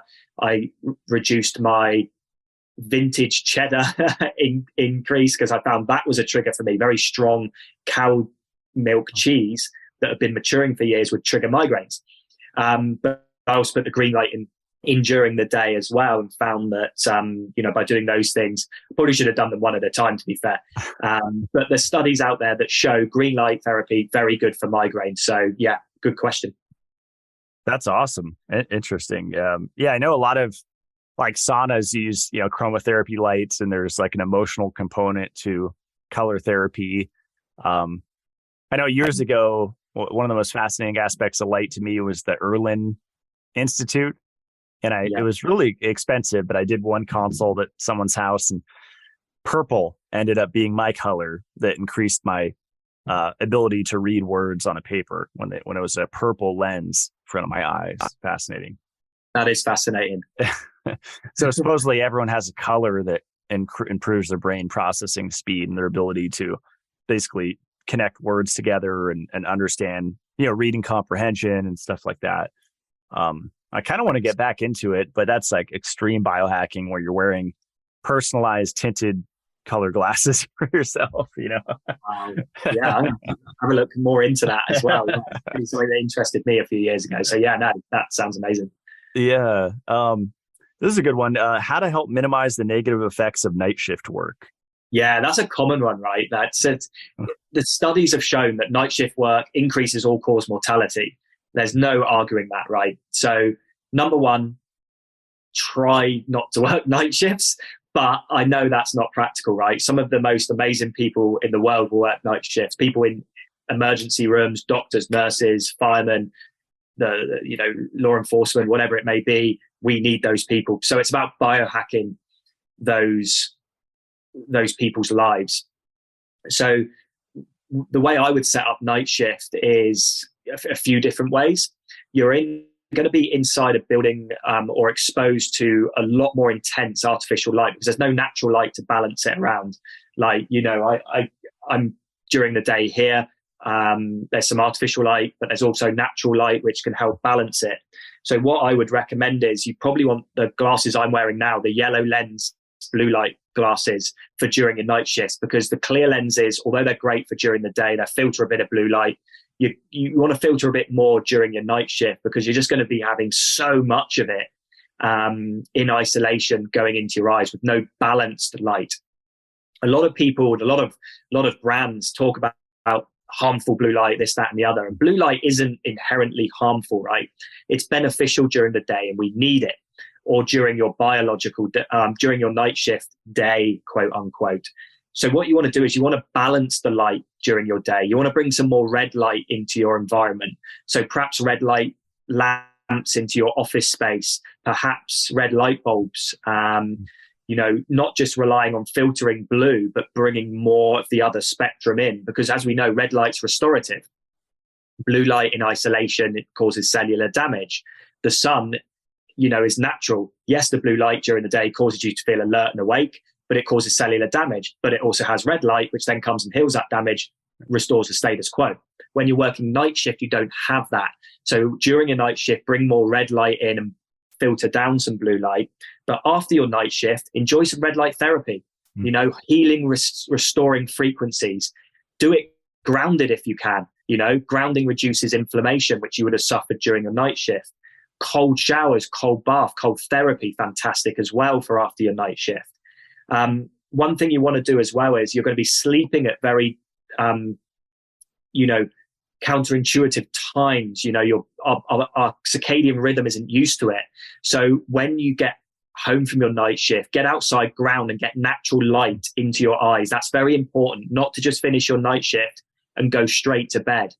Get a few hours outside in natural sunlight, then put on blue light blocking glasses during the day so you can mimic post sunset to your circadian rhythm, and then sleep in a completely blacked out room, blackout curtains, blackout sleep mask potentially, no EMFs in that space, get your sleep. And then when you wake up before your night shift, make sure the first light you see is natural light. So at least you're getting natural light into your body. And I think that's probably the best way to biohack night shift, in my opinion. Those are great tips. You made me think, Andy, have you seen those light therapy devices for the wrist? Like back in the day, there's the Quantlet, which, kind of went south, but there's a couple of brands now, like 2 or 3 of them where, and I think it's a really cool idea that you're beaming at this LED light into your arterial venous anastomosis right there, where there's really high blood flow. And I have a few of them. And what's cool is you can choose just red, like there's different settings. And I mean, you'd look like a cyborg, I guess, and it might be cumbersome. But I mean, if you're okay with wearing something on your wrist, I think that'd be a cool option too. Yeah, I think so. 100%. Yeah, I think that's a really good tip for anyone. I think, to get more beneficial frequencies of light into their body and into their environment, because, night shift aside, office workers will have the same issue, yeah, you've got the natural light coming in from windows, but technically that's junk light as well because it's being filtered by glass. So you want to be bringing in, I guess, direct light into your body. And I think a good way of doing it is probably wearables as well, as long as the technology and the science are in cahoots really with that kind of device. And with cold therapy, I wanted to ask you earlier, I know in the biohacking space, at a lot of these biohacking clinics, they have the, Tony Robbins, like the stand-up, liquid nitrogen, like cryo chambers. I've never done it. I want to try it. Have you ever done that? Or Yeah, I have done. It's a weird one, to be fair, because they say it's like minus 180 or whatever it may be, but I didn't feel cold in it at all. wow. I was just like stood there like, oh, is that it? Like, didn't feel any real benefit. So yeah, I don't know enough really too much about it. I haven't done it for long enough, but the small amount of exposure I had to it, I didn't really see anything. I prefer a nice cold shower or a bit of wild swimming works for me, I think. But, it's cold therapy is an interesting one. You should always work up to it, I think. Start with, going outside on a cold day with a t-shirt on rather than a jumper, and, then go with your top off, doing a bit of yard work or something when it's snowing, or, face dunks, things like that. I think you should always start slow and build up with those types of things. But yeah, cryo didn't really do much for me, to be honest. I've been meaning to research it, because I'm sure there's some unique benefit to just going outside that's different and it's a quick hit. But yeah, I know a lot of the people that promote cold therapy, they'll say start with the face dunk, or even put your face in the snow if you're in a snowy environment, or fill your sink with water and put ice cubes in, dunk your face, and then work up to different things. I used to do the naked sunbathing, solar noon, grounded in a stock 100-gallon stock tank. And I think my average, I liked the sweet spot was like 53 Fahrenheit to like 57 Fahrenheit. I really liked that window, and it never became like colder the better, more macho or whatever. It was like, I felt most of the benefit in that 53 to 57 Fahrenheit window. Yeah, exactly. And again, it's just your sweet spot, it works for you. But yeah, it's getting rid of the macho side of it, isn't it? Like, oh yeah, like I got colder than you. It's like, nah, come on, do what's best for you, and and then everyone's winning, right? Yeah, I love it. Well, yeah, a lot of the studies I think Cruz shared where it was around that 57 Fahrenheit. It wasn't in the 30s or the 40s. Yeah. You might have covered it and with a previous question, but advice for people who live on the bottom floor apartment with very little natural light. Like, what do you recommend they set up one, like a red light, and just have it on all day? Or yeah, it's a difficult one. Ground floor, at least you're not first floor and up. So from an EMS standpoint, like you're better than your neighbors, which is good. Look, I think a lot of the time, a lot of people are concerned with trying to mimic sunlight indoors. And I think that you just need to be getting regular breaks outside, no matter what the weather is. Whether you're in an office, night shift, or, actually night shift would be difficult because there won't be any sunlight. So whether you're indoors during the day at home or in an office, right, just get outside as much as you can, like have a window open if you can. As long as you're going outside for, a couple of breaks in the morning, couple in the afternoon, you've got to take a lunch break, go and spend your half hour outside eating, getting that natural light into your body. I think you're going to be fine. In terms of setting up a biohacked workstation, around your workstation, bring more red light in, right? So have some lamps set up next to you that are giving out red light. You can even have salt lamps potentially. That's a more balanced frequency. Bring more red light into your environment. Like you rightly said, having a red light set up all day, you can get red light bulbs, red lamps, full spectrum lighting as well. You can even have a red light therapy device set up pointing straight at you, which is a higher irradiance than just standard light bulbs. So you're getting more, mitochondrial sort of regeneration, more ATP production whilst you're working as well. If you can handle the intense light, I guess. I struggle with my eyes with red light therapy. I have to not look directly at it. But that would probably be my advice is not worry so much about the blue, but bring in more red, balance it, and get a lot of regular sun breaks or outdoor breaks as well to, keep that circadian rhythm in sync. Yeah, that's great. Yeah, someone asked, is there a benefit being outside at sunrise, sunset, even when it's cloudy and raining? I'm going to guess your answer is yes.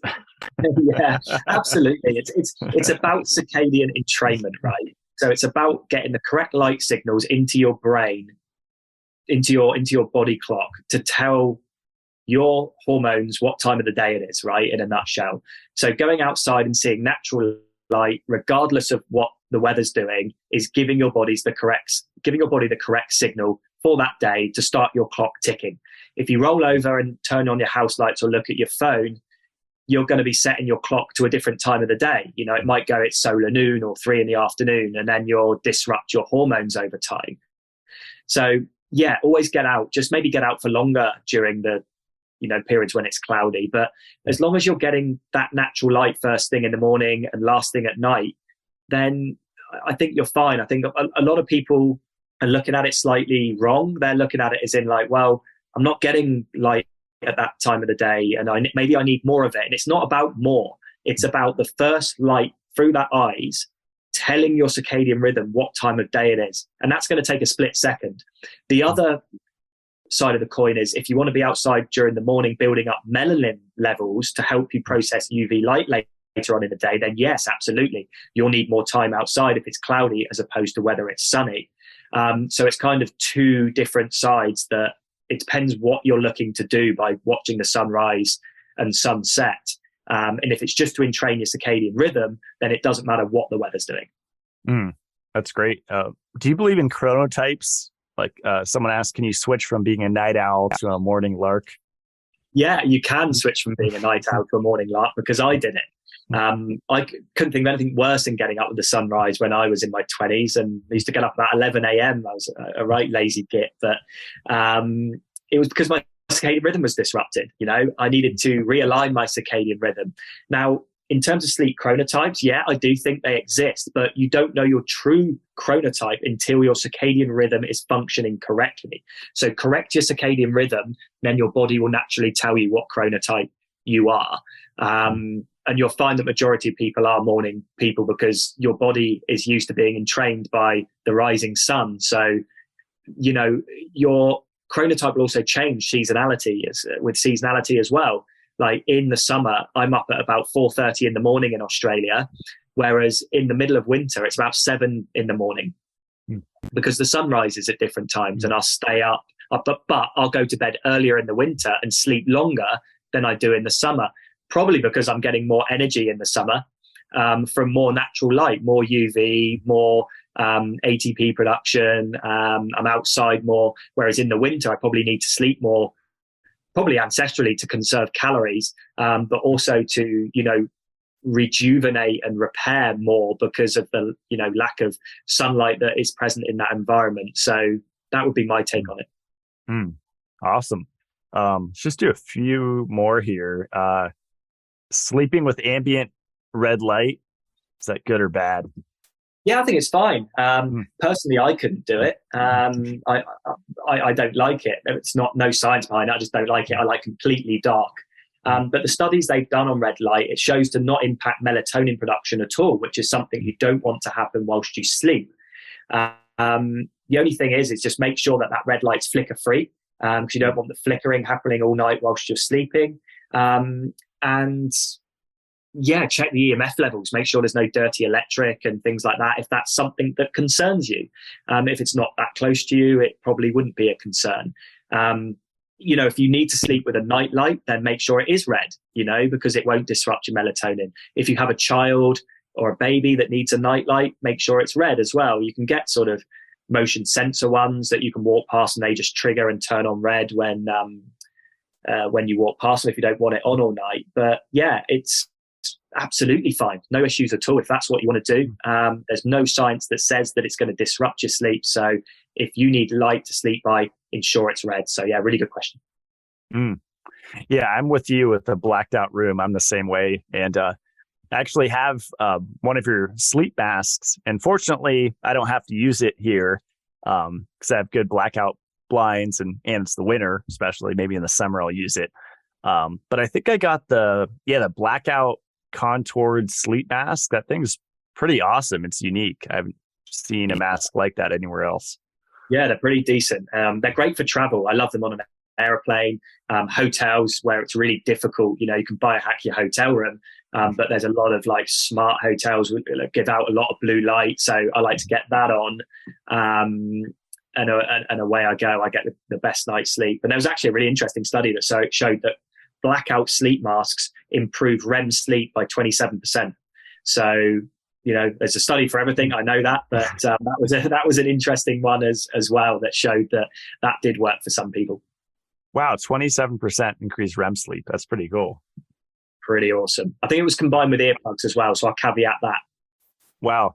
Yeah, that's another thing. I can't, white noise especially, I can't do, like having fans or something that keeps me up. Earplugs I don't prefer to keep in. So ideally it's quiet enough to where I don't need white noise or earplugs, and I sleep the best with it. Yeah. Best time to use red light panels? Someone asks. Yeah, it's another good question. I think you can use them any time of the day, right? But if you want to think critically about it, it's looking at it's looking at sunlight, right? So getting your near infrared and red light, is there near infrared light present post and pre sunset? I guess, campfires would to a certain degree. But there's no evidence out there that says it's bad any time of the day. I mean, the only time that, utilizing light could be bad is post sunset. But red light, again, has been shown in studies not to disrupt sleep. So, I think you can use it any time of the day. I quite like using it in the evenings. I find it relaxes me a lot more. Makes me chilled out and gets me ready for sleep. Maybe it's that campfire effect, But yeah, I think you can use it any time of the day, whenever you want, to fit in with your own personal schedule.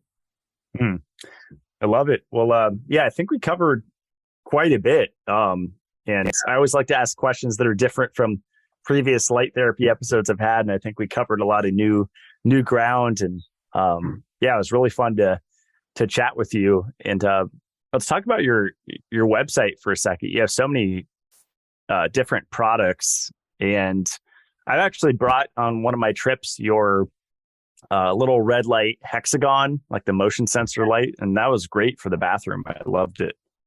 That's so good as well, because it doesn't plug into the mains and it's battery powered. You're not getting the EMF levels, you're not getting the flicker. So, and every time you walk past it, just bring them up with you when you travel, stick them in hotel rooms all around, and you just always got red light coming on. So yeah, it's boncharge.com is the website. And we've gone the route of optimizing biohacking products. So, we've got red light therapy, blue light blocking glasses, day and night, the sleep masks, circadian friendly lighting. We've even got a full spectrum light bulb on there now that basically goes from day to night, and you change it manually. So there's no Wi-Fi or Bluetooth involved in there. EMF shielding and blocking for those that are concerned. Sauna blankets, it's a bit of cold therapy in there as well, like cold products that you can use on yourself as well. So we have a philosophy that we only want to put out sort of optimal products. So we do a lot of engineering on them as well, like flicker rates reduced from red light therapy, and radiance increases. For an example, blue light blocking glasses that are made in Australia with actual science infused into them. We also, I write a lot of articles in the blog section of our website, and I've taken the step in the last year to have them medically reviewed. So I want them by a board certified medical practitioner to review the content I'm putting out there to make sure that it's backed up with scientific evidence. Because so many people use blogs as a marketing tool, and I wanted to use it more of I'm writing this and I'm giving it to a third party. They are reviewing it. And every time it comes back with a shed load of edits, because they're like, you can't say that, there's no evidence for this, and you have to say that's your opinion, not that this is doing that. So it just keeps me in check as well, in terms of I get carried away, like, oh, do this, try this. And it allows the audience to have stuff that has been independently third party reviewed as well, which I think is ultimately really important. And we've got a massive dossier there of free articles people can start reading to start their journey of like, oh, maybe I should try that, or maybe I don't know if that's going to work for me. And it gets people thinking a bit more critically as well. So we've always been an education first brand. Yes, we sell products, but we like to provide the education so people can cherry pick what they want to formulate their most optimal lives. That's really cool. On the full spectrum bulb for a minute here, full disclosure, I'm experimenting with the Phillips Hue. I don't know if you saw that on social media, and but I live rural, and so I'm not, I don't have neighbor's Wi-Fi hitting me. It's just my own Wi-Fi, which I unplug at night. But yeah, what's interesting is their natural light setting. That's probably what I use the most, which is throughout the day it changes, and it looks like yours is the same as 3 settings. Do you change it by just flicking the switch and it'll change the setting on the bulb, or Correct. like flipping it quickly? Or yeah, you literally just, if there's a switch, you just switch it on and off, and it will filter through the 3 cycles. What we did as well is we removed the flicker from it to make it flicker free. So, I mean, I can't comment on the one you've got. I've not tested it, but it'd be interesting to see the flicker rates of it as well. If flicker is something that concerns yourself or anyone else that's well on used. that. So on my iPhone, I did the slow motion camera. Is that accurate? Would you say, or no? Like, because there was no flicker with that. Yeah, that's good. That's good. That's what you want to be seeing. Obviously, the flick, you can go really in depth to it and have flicker meters. But yeah, I think that's the way you should have done it. And it's great news that that's not flickering back at you. And the fact that you haven't got neighbors' Wi-Fi around you intensifying the effects from it, I think that's beneficial too. So yeah, good on you. Interesting. Well, I might have to try these. Yeah, because my one thing against Phillips Hue bulbs is, one, they're expensive. I think each bulb is like $70-$80 US, something like that. But the app doesn't connect like a quarter of the time, which is an issue. But the benefit of these is you can turn them on when you're gone, so you can make it look like someone's home, which I'm super into home security. I have layers upon layers upon layers of security, and that's pretty cool to me. So but I guess you could probably put yours on a remote. I don't know. It's probably options.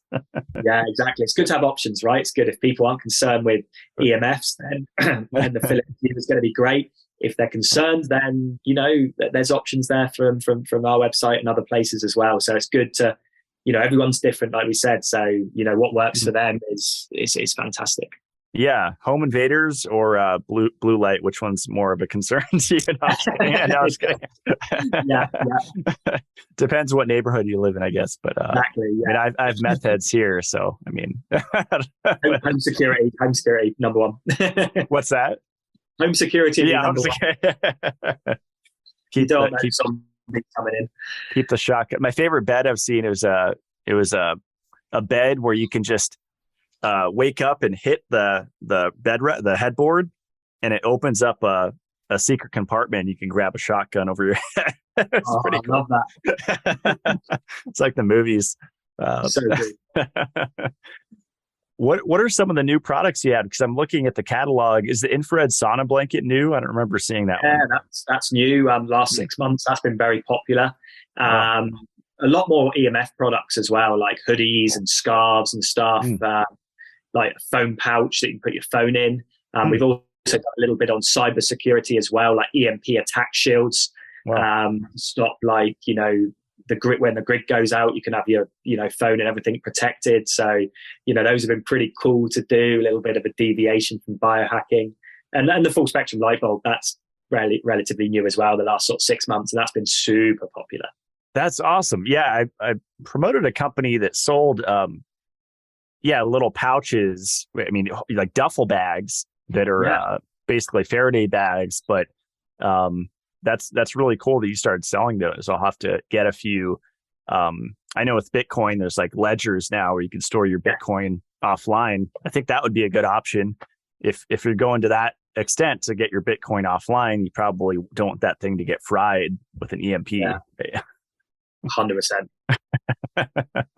Wouldn't be a good day. Would not be a good day at all. Would be a bad day. Are you with the whole Bitcoin thing? I mean, it's something I've been dabbling with. Yeah, recently. Absolutely, for quite a few years. And wow, cool. It's offline and stored safely in my own wallet. So yeah, if anyone's into crypto, get it off the exchanges. You can see what happens to those exchanges when they're mismanaged. So get it out. Totally. Yeah, the Harmonizing bracelet's pretty interesting too. You're like a superstore. You have a bunch of stuff now. That's what we want to be, man. That's what we want to be. Yeah, we're utilizing some sort of old ancestral techniques and semi-precious gemstones in there, tourmaline, germanium, and a utilization of magnetism as well, like neodymium magnets in there to to help with blood flow and circulation. So they're pretty cool. And what annoys me with these things is people try and market them as EMF blockers, and they're not. They're completely different products. They're harmonization. They're utilizing Earth's incredible resources to be able to just sort of balance the body more. And it just infuriates me when people are like saying EMF blocking and this, that, and the other for those, and it's not the case. It's harmonization, very different things. I love that. Yeah. Your harmonizing sticker. I've years ago I did the advanced tachyon products. Gabriel Cousins, the Essene raw vegan guy, I was pushing that pretty hard, and I invested tons in those little tachyon discs. And supposedly, a tachyon is a faster than light theoretical particle, and supposedly these laminated discs attracted tachyon particles and would shoot them 12 to 15 feet. So you could put them above your head in your bed and get better sleep, or put them under your water or on your car battery or whatever. Wow. I don't know if it did anything, but I like experimenting with all that stuff. I think, whatever works, right? Exactly. I've experimented. We've got like a harmonizing thing that plugs into the wall, and it's continually like emitting energy frequencies, and it contains a lot of precious and semi-precious gemstones. And I've put water next to it, and it tastes so much better, the water, when it's next to it. And I haven't gone into the details of whether there's benefits there, but it tastes so smooth, and it's just beautiful. Like, so there is changing structures somewhere with water, that's per se. But really interesting, the harmonizing side of things, and something that really interests me, utilizing resources. You only have to look at some of the theories of like ancient power grids where they're using like obelisks with quartz and stuff like that to transmit energy. There's definitely something to it, and some sort of ancient philosophy that we've perhaps lost here, and something that can be hopefully reactivated soon if we keep sort of looking more at Tesla's work and some of the harmonizing principles that are out there, and utilizing semi-precious and precious resources to be able to stimulate power in the body and on a grid level as well. That's really cool. Yeah. I plan on having an interesting podcast on biogeometry. And I think in other words, like biomimicry, but basically energy balancing a home, even beyond electromagnetic stress, like geopathic stress and stuff. And I used to think a lot of this, the stickers and symbols were woo-woo, but I think, whether it's a cross or, crop circles, I think a lot of these symbols themselves, or even structures like a pyramid, right? They have power in and of themselves, and they do emit a different energetic signature, and they do affect the space around them. Even just a drawing, if you can create it by. Yeah. No, I agree with that. I wholeheartedly agree with that. There's something there, and I really want to know what it is. Well, I love it. Awesome, Andy. Well, I think I have a discount on your website, Blackburn, where they could save some cash, and I'm gonna put some of your products up on my website. I've just been super busy here, overwhelmed. Thankfully, my chickens are still producing eggs. I guess there's like a crazy thing going on right now. I don't know if you heard about chicken feed and being contaminated or something, and chickens aren't producing as many eggs here in the US. Yeah, I did hear something like that in the US, and people buying up eggs and like powdering them up, and God, it's crazy, isn't it? Like, you guys have it like so bad over there, right? Like, I always feel like I'm quite out of it in Australia. Like, we have draconian governments and all sorts over here, and they're pretty bad. But like, you hear the things that go on in your country and the UK, and you're just like, wow, like, this is insane. Like, what is going on? Like, it's one thing after the other. It must be so stressful sometimes to be, in that type of environment, especially if you're consuming news and media and things like that. It's one of the best things I ever did for my health was just not looking at the news, and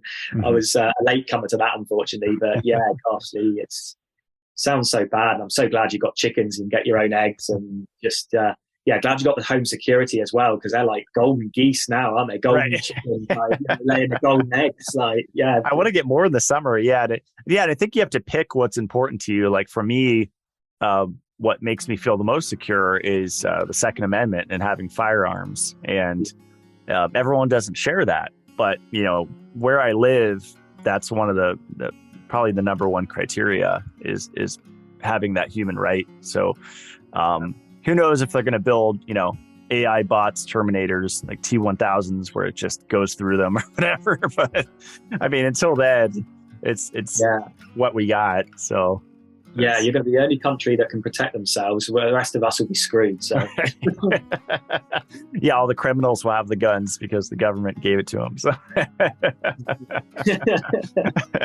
well, on that note, bondcharge.com. And thanks, Andy. This was a lot of fun. Stick around as we close out the show.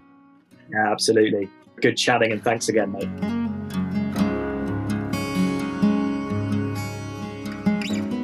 That was really fun to chat with Andy. I specifically like what he said about vitamin A and the APOE4 gene. I think the context is missing from the vitamin A is toxic crowd about genetics. And that goes for vitamin D. That's why I changed my mind on cholecalciferol supplementation, was because of genetics. And the same goes for vitamin E and vitamin K2. I think it's very useful to know yourself. And if it's not getting your genes sequenced and going to that level, at least doing a lot of self-experimentation. I know when I had my genetics done and looked at what I had an increased need for and a decreased need for, it all checked out based on my own experience, quote, biohacking or experimenting with a lot of different supplements over the last 13 years. You can find out a lot about yourself by changing your mind, by switching it up, trying something new. And I liked what Andy said, that 9 out of 10 times the human brain cannot handle change. That just seems like an evident fact from my observations, looking at how people perceive human health. So I really appreciate Andy's perspective. It's very grounded and doesn't have that all or nothing approach. So if you want to check out BondCharge, you can go to bondcharge.com and check out the shop. His blue blocking glasses are great. He has them for adults and kids. My favorite product from him right now is probably the black contoured sleep mask, the blackout sleep mask. It's so comfortable. I combine that with little meditation apps that I use if I'm underslept or I just need a power nap. And it's my favorite sleep mask that I've used yet. It's really great. And if you use the discount code Blackburn, you'll save 20% on anything on his website. My website is matt-blackburn.com. And I finally got around to adding some new products on there. I like adding 1 or 2 new products every at least couple weeks. And it's been several months since I've been so busy with R&D with Mitolife and self-experimentation that I haven't had time to update it. So one of the new products I added is the Home Harmonizing Kit by Living Design Technology.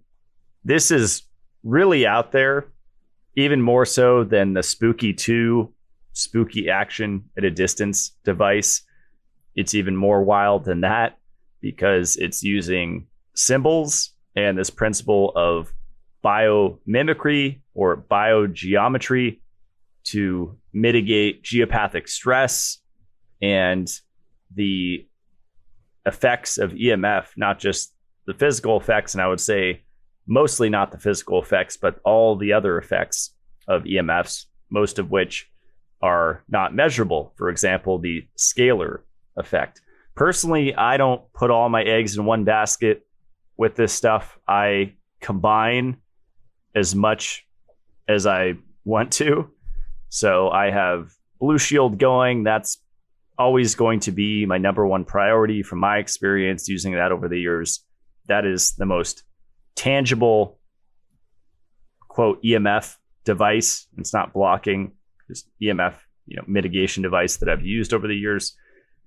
I also use Soma Vedic. I have multiple of their units running 24/7 in my home. And this home harmonizing kit, which is pretty unique. So I'll have more information on this soon. Going to have a podcast episode on it. I wrote my thoughts there at the bottom. My cat went crazy for these when they came in the mail. My cat Lava, he didn't go for the cord on the necklace. He went for the pendant, which was really weird because cats like to attack strings. They don't usually attack ceramic objects. The other product I added was the clay mask by Alitura. This is something that I've been enjoying for several years, and I think the clay mask is underrated. There are some biohackers that have been posting about it for years. I think Ben Greenfield is probably the biggest, Dave Asprey as well, but it's really underrated.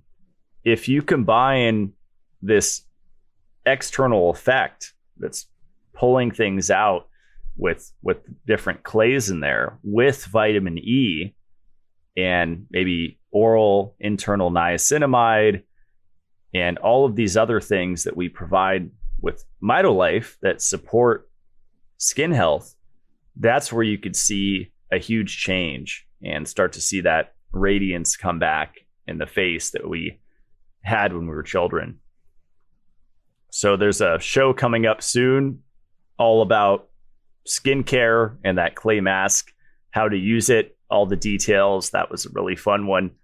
And this is a side note, but with the Blue Shield products, I recently discovered that you should not use a fast charger, like your phone charger that plugs into the wall, and then you plug the cord into that, with the portable Blue Shield units, because it will potentially blow it out.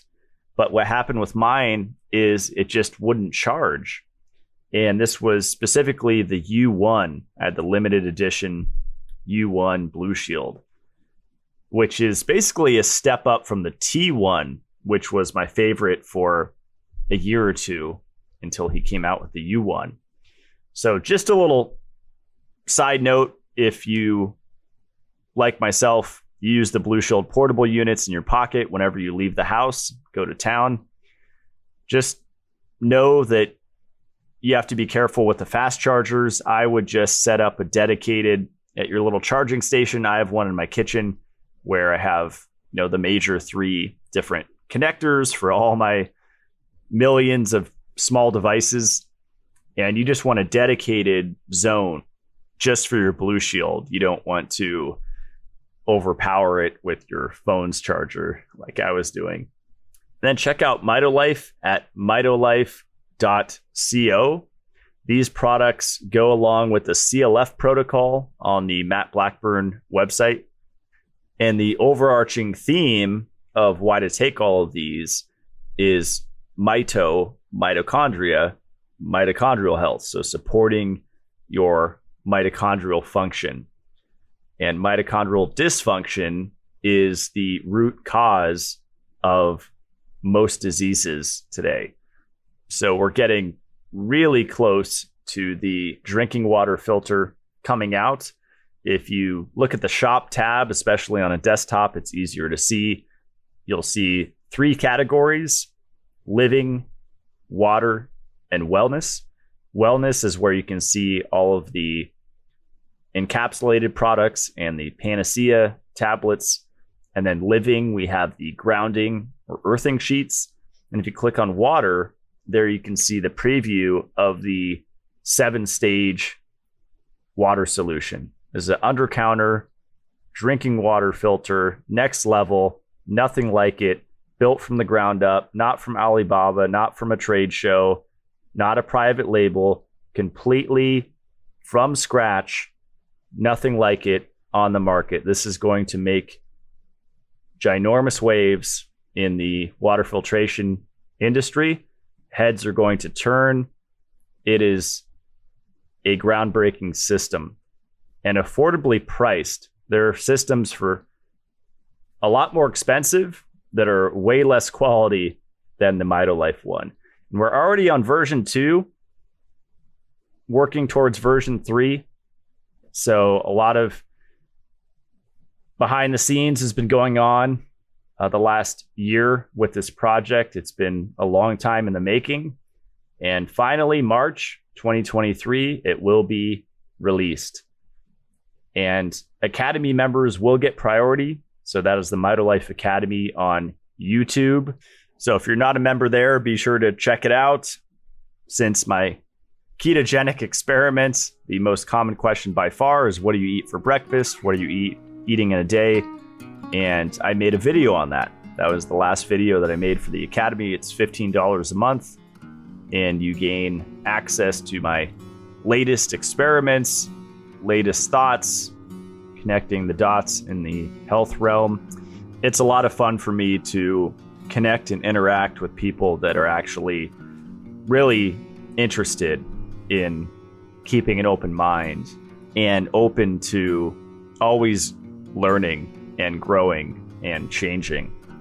Those are my favorite people to interact with.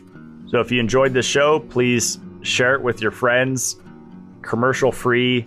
Every Friday, a new podcast is released on Stitcher, Spotify, and podcast app or iTunes. See you guys next week. Stay supercharged.